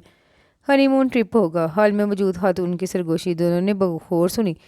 डिनर करके आयशा तो वापस रूम में आ गई जबकि जूनियर बाहर चला गया। सर्द मौसम में गरम गरम बिस्तर यकीनन बहुत लुत्फ देता है। आयशा ब्लैंकेट में घुस गई। फिर न जाने कब उसकी आंख लग गई। एक अजीब एहसास से उसकी आंख खुली। नीम अंधेरे कमरे में आंखें फाड़ कर इर्द गिर्द का जायजा लेकर अपने जागने की वजह ढूंढने लगी। नज़रें टाइम पीस पर पड़ी तो एहसास हुआ इस वक्त रात के 2 बज रहे थे। रात के साथ ही उसे जूनियर का ख्याल आया। वो कहाँ था? आवाज़ फिर आई। उसने गर्दन मोड़ कर बाई साइड पर देखा। जूनियर कारपेट पर सुकरा सिमटा लेटा हुआ था बिना कुछ ओढ़े। माय गॉड, हद होती है। उसे गुस्सा आया मगर अगले ही पल तरस भी महसूस हुआ। ब्लैंकेट पड़े फेंक कर बिस्तर से निकली तो हीटर के बावजूद सर्दी की लहर ने उसे कपकपा दिया। कारपेट पर पड़ा वो न जाने कब से सर्दी से लरस रहा था। करीब जाकर उसने 2-3 बार आवाज़ दी मगर शायद वो गुनूदगी में था। उसने 2 जानों बैठकर उसका शाना हिलाया। इस अमल से वो जाग गया। उसकी नज़दीकी को उसने हैरानगी से देखा। उफ, ये पारा आंखें तो लौट चुकी हैं। मुझे अब ताबेदीद कहाँ से लाऊं? ये पारा आंखें तो लूट चुकी हैं। मुझे अब ताबेदीद कहाँ से लाऊं? कच्ची नींद से बेदार गुलाबी पारा आंखें उसे देख रही थीं। आप ऊपर जाकर सो जाएं। दूसरी बार कहने पर वो खामोशी से उठकर बेड की तरफ बढ़ गया। आयशा कारपेट पर लेट गई। थोड़ी देर बाद उसे जूनियर की आवाज़ आई, सुनो, तुम भी आकर बेड पर सो जाओ। बीमार पड़ गई तो मुझे ही भुगतना पड़ेगा।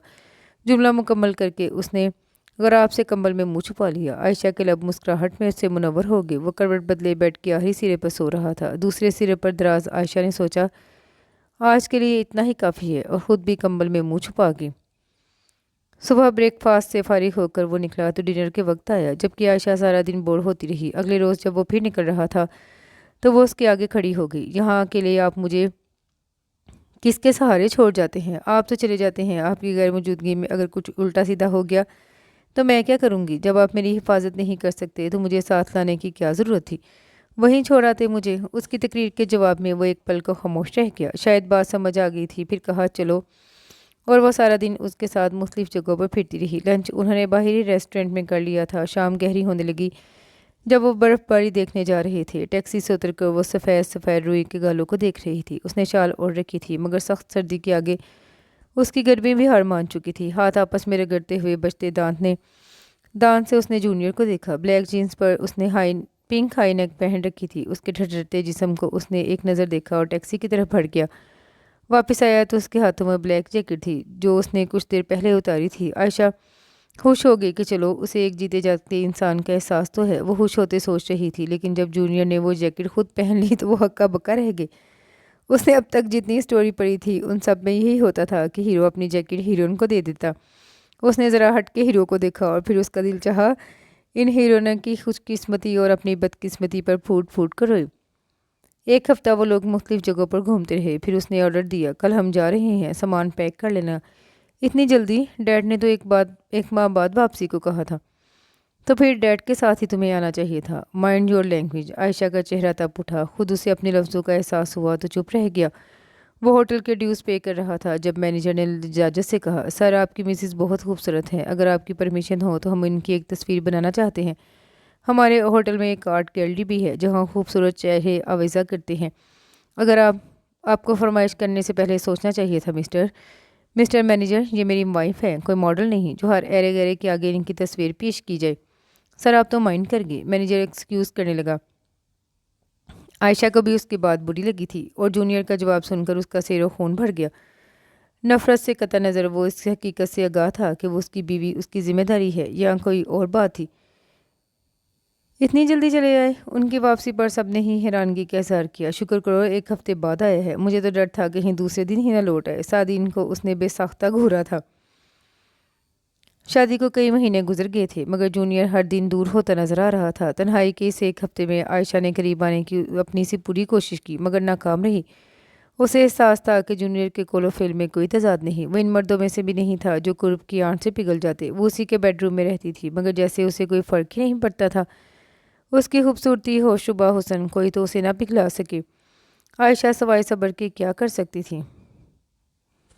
وہ چاروں نئی فرم لانچ کرنے کا پلان بنا رہے تھے۔ برو کو کیا اعتراض ہو سکتا تھا؟ زمین خریدی جا چکی تھی، کام زور و شور سے جاری تھا جس کے باعث وہ بہت مصروف رہتا۔ گھر میں عائشہ کے سب سے اچھے تعلقات تھے۔ دادا جان اور دادی جی کے پاس اسے زیادہ اچھا لگتا تھا۔ ینگ جنریشن بھی اسے کمپنی دیتی لیکن جسے اس کی پرواہ ہونی چاہیے تھی وہ اسے گھر لا کر بھول گیا تھا۔ مگر عائشہ کو اپنا آپ خود منوانا تھا۔ وہ اس کا ہر کام آگے بڑھ کر خود کرتی تھی اور ہر بار اسے سخت سست کہتا تھا مگر وہ ثابت قدمی سے ڈٹی ہوئی تھی۔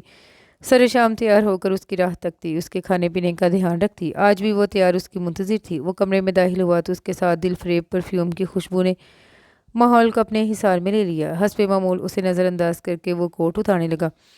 عائشہ نے آگے بڑھ کر اس کے ہاتھ سے کوٹ لینا چاہا۔ اس کا ہاتھ نخوت سے پڑے کر کے وہ غضبناک لہجے میں گویا ہوا، تم چاہتی کیا ہو؟ ذرا کھل کر بتا دو مجھے۔ ڈیڈ کے کہنے پر میں نے تم سے شادی کی۔ میں تمہارے وجود کو برداشت کرتا ہوں، تم سے یا تمہاری صنف سے نفرت کرنا نہیں چھوڑ دیا۔ میں نے روز اول تمہیں جتا دیا تھا کہ تمہاری حیثیت میری نظروں میں کیا ہے مگر تم مسلسل میرے قریب آنے کی کوشش کر رہی ہو۔ پلین کی سیڑھیاں چڑھتے ہوئے تمہارے پیر میں موچ آ جاتی ہے اور اترتے وقت موچ ختم ہو جاتی ہے۔ تمہیں سیٹ بیلٹ باندھنا نہیں آتا مگر تم کھول بڑی آسانی سے لیتی ہو۔ پلین ٹیک آف کرے تو تمہیں ڈر لگتا ہے، لینڈ کرے تو تمہارا ڈر ختم ہو جاتا ہے۔ اور اب میری شرٹ پریس کرنا، چائے کافی بنا کر لانا۔ تم آخر ثابت کیا کرنا چاہتی ہو؟ اگر تم یہ سوچ رہی ہو میں تمہارے قرب کی آنچ سے پگھل جاؤں گا تو تمہارے ہتھ کنڈوں سے زیر ہو جاؤں گا تو تم احمقوں کی جنت میں رہتی ہو۔ فرسٹ اینڈ لاسٹ وارننگ ہے تمہیں میری عائشہ، سمجھ رہی ہو؟ عائشہ دم بخود اسے دیکھتی رہ گئی۔ کتنی بڑی بات کہہ کر گزر گیا تھا وہ بیوی کے فرائض انجام دینے کی کوشش کر رہی تھی۔ اس نے کتنے گھٹیا انداز میں دیکھا تھا اس کی کوشش کو۔ عائشہ سعید کو اس سے محبت تھی مگر اپنی عزت نفس اسے زیادہ عزیز تھی۔ تبھی اس نے ایک سیکنڈ میں یہاں سے جانے کی ٹھان لی۔ وہ خاموشی سے اسے رخت سفر باندھتے دیکھ رہا تھا۔ جب وہ جانے کو تیار ہو گئی تو وہ اس کے روبرو جا کھڑی ہوئی۔ مسٹر جہان بان جونیئر، عورت کا وجود وفا کے خمیر سے اٹھا ہے۔ عورت کا دوسرا نام وفا ہے۔ اگر عورت وفا نہیں کرتی یا میری طرح راہ بدل لیتی ہے تو وہ بے وفا نہیں ہو جاتی۔ اس کی ذات پر ضرور کوئی بہت بڑا داغ لگایا جا سکتا ہے، جیسے ابھی آپ نے میرے لیے ایک گھٹیا لفظ کا استعمال کر کے میری شان بڑھائی۔ عورت سب کچھ برداشت کر سکتی ہے مگر یوں خود کو ذلیل نہیں کروا سکتی۔ جو لوگ محبت کی قدر نہیں کرتے محبت انہیں بہت خوار کرتی ہے۔ ترس آ رہا ہے مجھے آپ پر، کیا ہوگا آپ کا؟ چلتی ہوں۔ اس کی آنکھوں میں آنکھیں ڈال کر وہ پلٹ گئی۔ وہ لب بھینچے اس کی پوچھ سے نظر پھیر گیا۔ عائشہ کہاں جا رہی ہو؟ کاریڈور سے گزرتے تیمور کی نظر اس کے ساز و سامان پر پڑی تو بوکھلا گئے۔ اپنے باپ کے گھر جا رہی ہوں، اللہ حافظ۔ وہ سورت سے نکل گئی۔ تیمور کی سمجھ میں اس کے الفاظ نہ آ سکے اور جب آئے تو وہ نگت ولا کی دہلیز پار کر چکی تھی۔ وہ تیزی سے جونیئر کے کمرے کی طرف بڑھے۔ جھٹکے سے انہوں نے دروازہ کھولا۔ جونیئر، وہ جا رہی ہے، اسے روک لو۔ عجیب و حواس باختی عیا تھی ان کے لہجے میں، عجیب دیوانوں جیسا انداز تھا۔ کون جا رہی ہے وہ؟ عائشہ، وہ جا رہی ہے گھر چھوڑ کر، ابھی زیادہ دور نہیں گئی ہوگی، جاؤ اسے روک لو جونیئر۔ ان کا لہجہ کپ کپا رہا تھا۔ میں ایسا کچھ نہیں کروں گا، سوری۔ اس کے انکار پر تیمور بچوں کی طرح رونے لگے، دیوانوں کی طرح چلانے لگے تو وہ ڈر گیا کہیں انہیں اٹیک نہ ہو جائے۔ ڈیڈ، میں لے آؤں گا اسے، کون سا دور ہے گھر؟ آپ سن رہے ہیں نا، میں لے آؤں گا اسے۔ باپ کی ایسی حالت اس نے پہلے کبھی نہیں دیکھی تھی۔ ان کی تسلی و تشفی کے لیے اس نے جھوٹ کا سہارا لیا۔ لے آؤ گے نا اسے؟ انہوں نے جیسے یقین دہانی چاہی۔ اس نے اس بات میں سر ہلایا۔ ڈیڈ، میں نے آپ کی ایسی حالت کبھی نہیں دیکھی۔ ہوا کیا تھا آخر آپ کو؟ وہ باپ کا ہاتھ سے ہلا رہا تھا۔ 23 سال سے میری یہی حالت ہے جونیئر۔ اسے چھوڑ کر ایک پل سکون سے بسر نہ کر سکا۔ کسے چھوڑ کر؟ اس نے بات کاٹی۔ تمہاری ماں کو۔ وہ جیسے خواب میں بول رہے تھے، اس کے لب بھینچ گئے۔ ایک بے وفا عورت کے لیے آپ نے خود کو روگ لگا لیا، جس نے نہ بچے کی پرواہ کی نہ ہی شوہر کی۔ مت بولو جونیئر، مت بولو، گناہ ہوگا۔ وہ ایک بار پھر رو پڑے، پھر انہوں نے آنسو پھونستے ہوئے اس کے بدگمان چہرے کو بغور دیکھا۔ آج میں تمہیں ایک سچائی سے آگاہ کرنا چاہتا ہوں جونیئر۔ پہلے بھی کئی بار ضمیر کی ملامت کرنے پر کوشش کی تھی، مگر آج اگر میں نے اس سچائی سے پردہ نہ اٹھایا تو شاید میری جگہ آ کر تم بھی کبھی پچھتاوے کی آگ میں جلتے رہو۔ میری بات غور سے سننا جونیئر، کیونکہ آج میں سچ بولنے جا رہا ہوں۔ باپ کے غیر معمولی انداز پر وہ حیرانگی کا شکار تھا۔ دشمن کے حملے پر جب میرا بازو گھائل ہوا تو میں CMH گیا، وہیں میں نے زبور کو دیکھا، اور جب اسے ڈریسنگ کروا کر نکلا تو میں اس کی محبت میں ڈوب چکا تھا۔ پھر میں نے تیسری ملاقات میں اسے پرپوز کر دیا۔ وہ ایک ثانیہ کو میری شکل دیکھتی رہی، پھر اس نے کہا وہ مجھ سے شادی نہیں کر سکتی، وہ اپنے کزن لیفٹیننٹ سرور سے محبت کرتی ہے۔ مگر میں پیچھے نہیں ہٹا۔ میں روز اسے کنوینس کرنے کو موجود ہوتا، مگر اس کا ایک ہی جواب تھا کہ وہ اور سرور ایک دوسرے کو چاہتے ہیں، مگر مجھے اس کا جنون ہو گیا۔ میں نے بابا اور اماں کو اس کے گھر رشتہ لینے بھیج دیا۔ ہمارا خاندان، سٹیٹس اور میری ترقی کے آثار دیکھ کر انہوں نے ہاں کر دی کہ میرے مقابل سرور جونیئر تھا، اور ان دونوں کی فیملی میں ٹینشن چل رہی تھی۔ ہاں ہونے کے بعد زبور نے مجھ سے ہاتھ جوڑ کر کہا کہ میں پیچھے ہٹ جاؤں۔ اس نے یہاں تک کہہ دیا وہ مجھے محبت نہیں دے سکے گی، مگر میں نے اس کی ایک نہ چلنے دی اور اسے بیاہ لایا۔ وہ میرے گھر تو آ گئی، مگر مجھے گزرا کل بھولتا نہیں تھا کہ کیسے وہ میرے سامنے سرور کی محبت کا دم پھڑتی تھی۔ میں نے روز اول اس سے وحشیانہ سلوک روا رکھا، اسے ٹیز کرنے کو ہر اربا آزماتا۔ میں کیپٹن تیمور ان دنوں جانور بن گیا تھا، حالانکہ شادی کے بعد اس کے لبوں پر سرور کا نام بھی نہیں آتا تھا۔ وہ اس سے ملنے کی کوشش کرتا تو زبور اسے دھتکار دیتی۔ میرے استفسار پر اس نے کہا تھا میں گزرے کل میں نہیں جیتی، مجھے آج عزیز ہے، اپنا شوہر عزیز ہے، مگر مجھے بھی یہ بھی اس کی عیاری ہی لگی۔ میرے ہر ناروا سلوک کو وہ چپ چاپ جھیلتی رہی۔ اماں بابا تک سے اس نے کبھی شکایت نہیں کی۔ CMH میں وہ خود ڈاکٹر تھی، چاہتی تو اسٹینڈ لے سکتی تھی، مگر جب تمہارے آنے کی اس نے مجھے خوشخبری سنائی تو میں نے بڑے استہزائیہ انداز میں اس سے کہا تھا یہ واقعی میرا ہے، اور وہ تڑپ تڑپ کر رونے لگی۔ اس اللہ کی بندی نے میرا دل موم کرنے کو ہر حربہ آزمایا، ہر جتن کیا، مگر میں پتھر کا بن گیا۔ تمہاری پیدائش میں عمل میں آ ہی گئی، حالانکہ میں اسے دیر سے ہسپتال لے گیا تھا تاکہ وہ مر جائے، مگر اللہ کو اس کی زندگی مقصود تھی۔ تمہاری پیدائش کے بعد اسے تنگ کرنے کا مجھے نادر موقع ہاتھ لگا۔ میں تمہارے ننھے سے وجود کو خوب پیٹتا تھا، اور وہ ہاتھ جوڑ کر مجھے باز رکھنے کی صحیح کرتی تھی، اپنا وجود پیش کر دیتی تھی۔ اس دن سرور اسے مجھ سے خلا لینے کو سمجھا رہا تھا، کیونکہ وہ مجھ سے واقف تھا، میرے ماتحت تھا۔ میں نے اسے بھی تنگ کر چھوڑا تھا۔ سرور کے سمجھانے پر وہ اسے ڈپٹ رہی تھی، لیکن نہ جانے مجھے کیا ہو گیا، میں نے سرور کو جی بھر کے مارا۔ وہ بیچ بچاؤ کرانے کو ہمارے بیچ آ گئی۔ میں نے اسے دھکا دے کے گرا دیا۔ میرا ارادہ سرور کو جان سے مار دینے کا تھا۔ وہ سرور کے ادموئے جسم پر لیٹ گئی تاکہ میں اسے مار کر خود پھانسی پر نہ چڑھ جاؤں، مگر میں نے اس وقت اس منظر کا کچھ اور ہی مفہوم اخذ کیا۔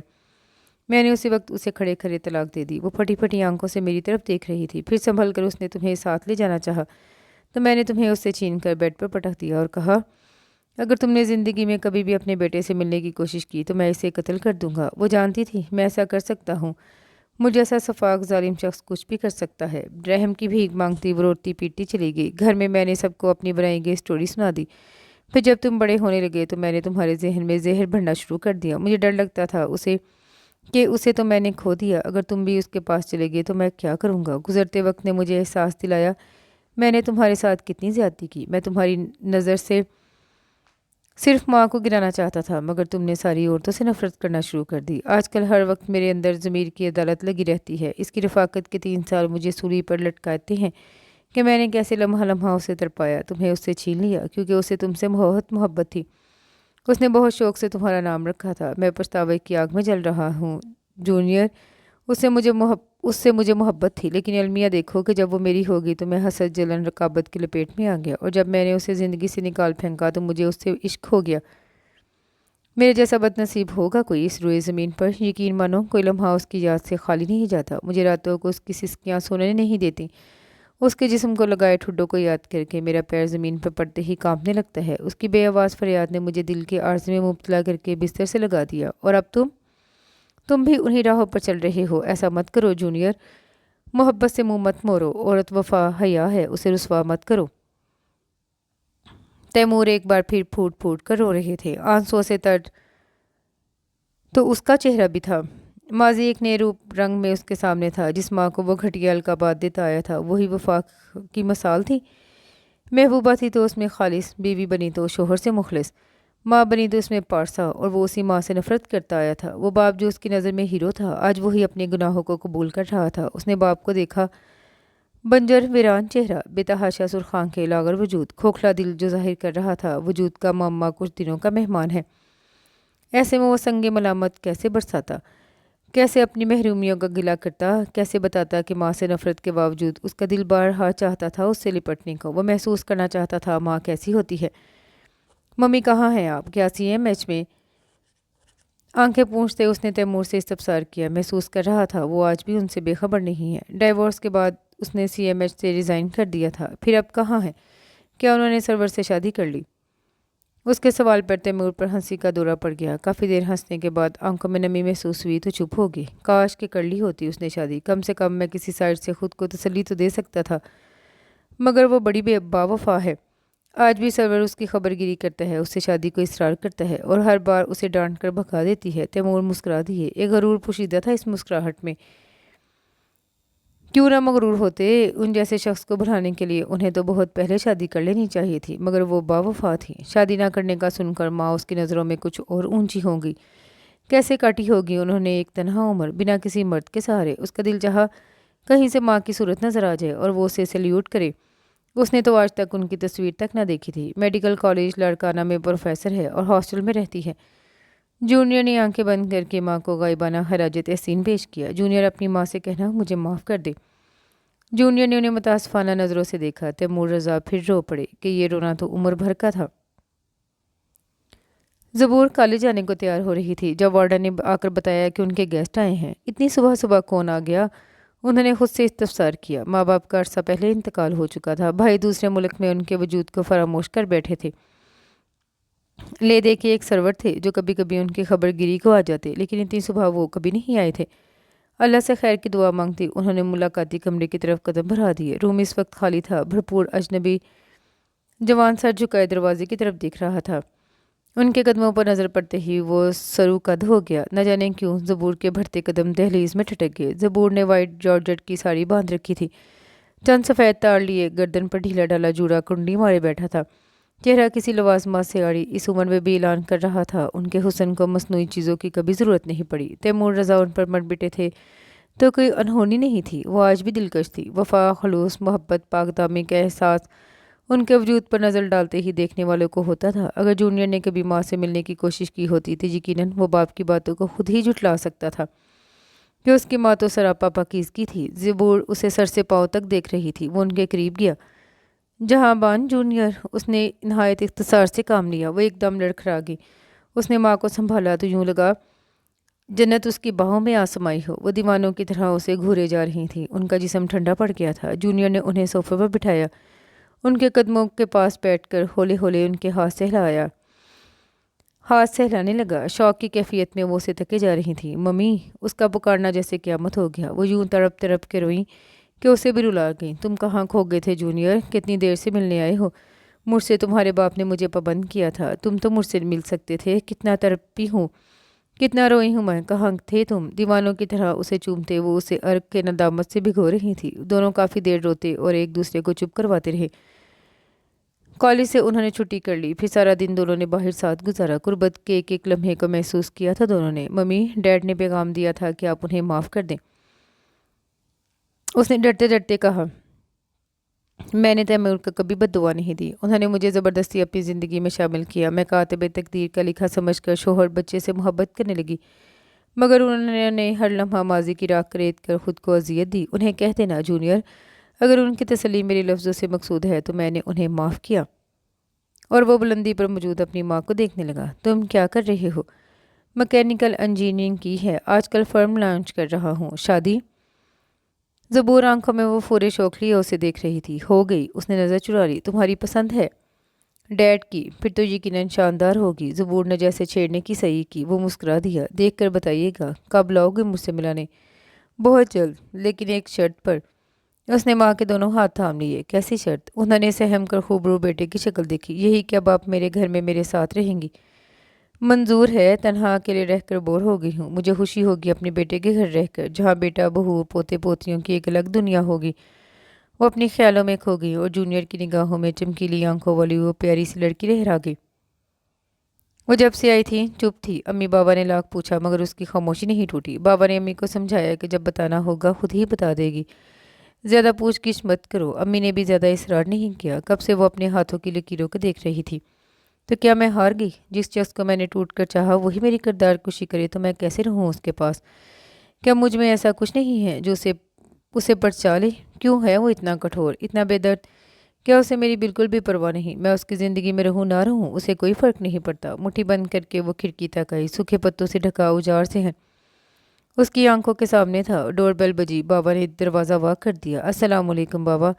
جونیئر کا چہرہ دروازے کی اور سے طلوع ہوا تو بابا نے اسے گلے لگا لیا۔ السلام علیکم امی۔ اب وہ کچن کے دروازے پر موجود امی کو ساکت کر گیا۔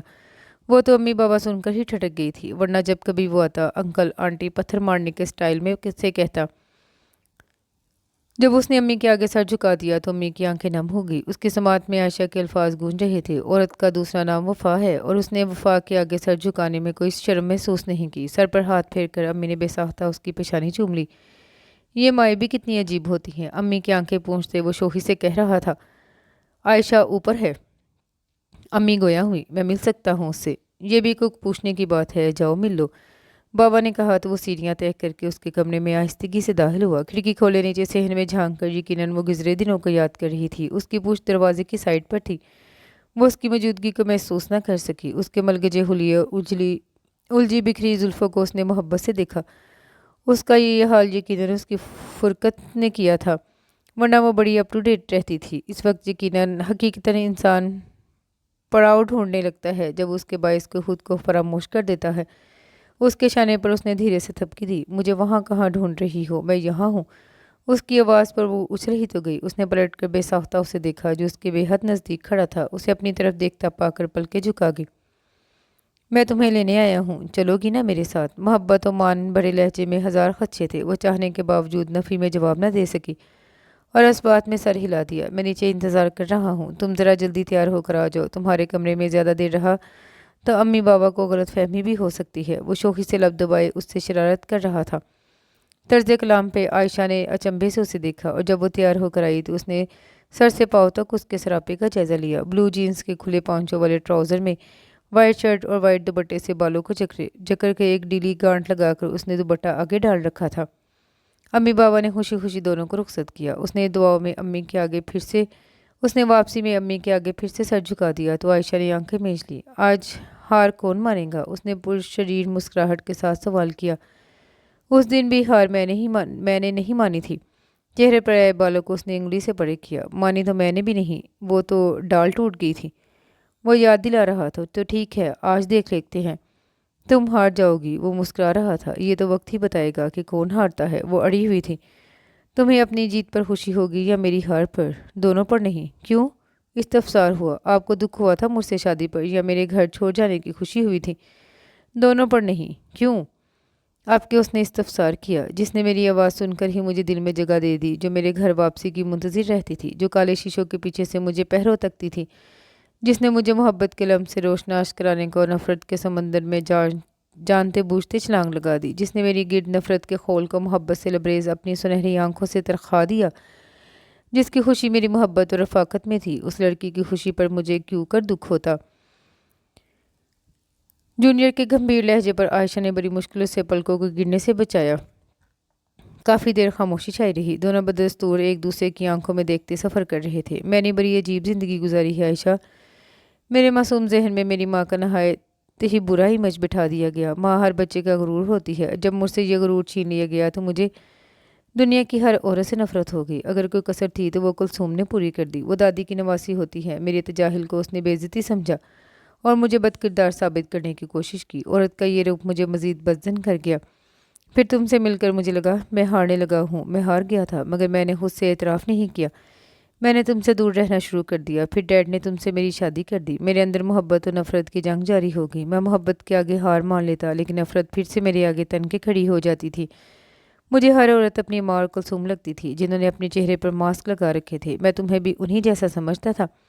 जब तुम घर छोड़कर गई तब डैड ने मुझे बताया कि मेरी माँ तो असल में वफा का पैकर है, सरापा पाकीज़ा है। और कल ही माँ से मिलकर मैंने अपने अंदर मौजूद नफरत को दम तोड़ते देखा। माँ से मिलकर मुझे तुम तक ही आना था। मोहब्बत की तकमील के लिए मैं तुम्हें लेने चलाया। आप औरतों से नफरत करते थे, चलें इसी बायस मैं पुरसुकून रहूँगी कि माजी में आपका कोई अफेयर नहीं रहा होगा। वो शोखी से छेड़ रही थी। सारी नाराज़गी उसकी पारा आंखों ने मोहब्बत की पत्तियां उस पर लटाकर दूर कर दी थी। उसकी आंखों में बगौर देखते वो मुस्कुराया। तुमने मर्दों से नफरत नहीं की, लेकिन मुझे फिर भी यकीन है किसी मर्द ने तुम्हारे दिल पर अपना नाम नहीं लिखा होगा। अगर है भी तो मुझे कोई परवाह नहीं। मुझे खुद पर यकीन है मैं तुम्हारे दिल से हर नाम मिटा दूंगा, हर नक्श निकाल फेंकूंगा, क्योंकि मुझे तुमसे इश्क होने लगा है। वो लोदोती नज़रों से उसकी आंखों में बगौर देख रहा था। आयशा की तनी बल्कि लर्जी और रुखसारों पर साया फिगर हो गई। हम मर्दों के पास बेबाक हथियार होते हैं और औरतें हया से हार जाती हैं। मैंने कहा था ना तुम हार जाओगी। भरपूर मुस्कुराहट के साथ धीमी सरगोशी उसकी समात में अंडेली। निगाहें आयशा के चेहरे पर भटक रही थी, जो एकदम से खामोश हो गई थी। उसके दोनों शानों को प्यार से थाम कर उसने झुककर उसकी आंखों में झांकते हुए होले से कहा, सॉरी बोलूं? उसने बेसाख्ता नफ़ी में सर हिलाया। मेरी गुजरी बातों और रवैयों को फरामोश कर सकोगी? आप मेरी चंद शराइत मान लें तब कहो। आप इस अमल को फिर नहीं दोहराएंगे? इंशाअल्लाह ताला, यकीन दिलाया गया। मुझे चुपकी मार भी नहीं मारेंगे? नहीं मारूंगा। डांटेंगे भी नहीं? नहीं डांटूंगा। कभी सोफे पर सोने को भी नहीं कहेंगे? नहीं कहूँगा। मैं आपका कमरा, बाथरूम, वार्डरोब सब इस्तेमाल करूँगी। आपके माथे पर बल नहीं आएंगे? नहीं आएंगे। हनीमून ट्रिप पर दोबारा ले जाएंगे? ले जाऊंगा। सर्दियों में अपनी जैकेट भी मुझे पहनाऊंगा। हाय मैं मर गई। घर के जीने चढ़ते 4 मंजिला सैंडल ने सचमुच उसे दगा दे दिया। लड़खड़ा कर उसने साथ चलते जूनियर का बाजू थाम लिया और दर्द से दोहरी हो गई। पैर में मोच आ गई थी। सर उठाकर उसने जूनियर को देखा, जो बड़ी अजीब नज़रों से उसे देख रहा था। अल्लाह कसम जूनियर, मैंने जानबूझकर नहीं डगमगाई थी, और यह मोच भी असली है। वो रूहान से लहजे में सफाई दे रही थी। तुम्हारी असली नकली सारी मोच सर आंखों पर। जूनियर ने झुककर उसे बाहों में समो लिया और आयशा ने उसके सीने पर सर रखकर आंखें मूंद ली। और इसके साथ ही ये खूबसूरत सा नावल अपने अख्तिताम को पहुंचा। उम्मीद करती हूँ दूसरे नावल्स की तरह ये नावल भी आपको पसंद आया होगा। कमेंट में अपनी राय का इजहार ज़रूर किया कीजिए। दुआ में याद रखिएगा। अल्लाह हाफिज़।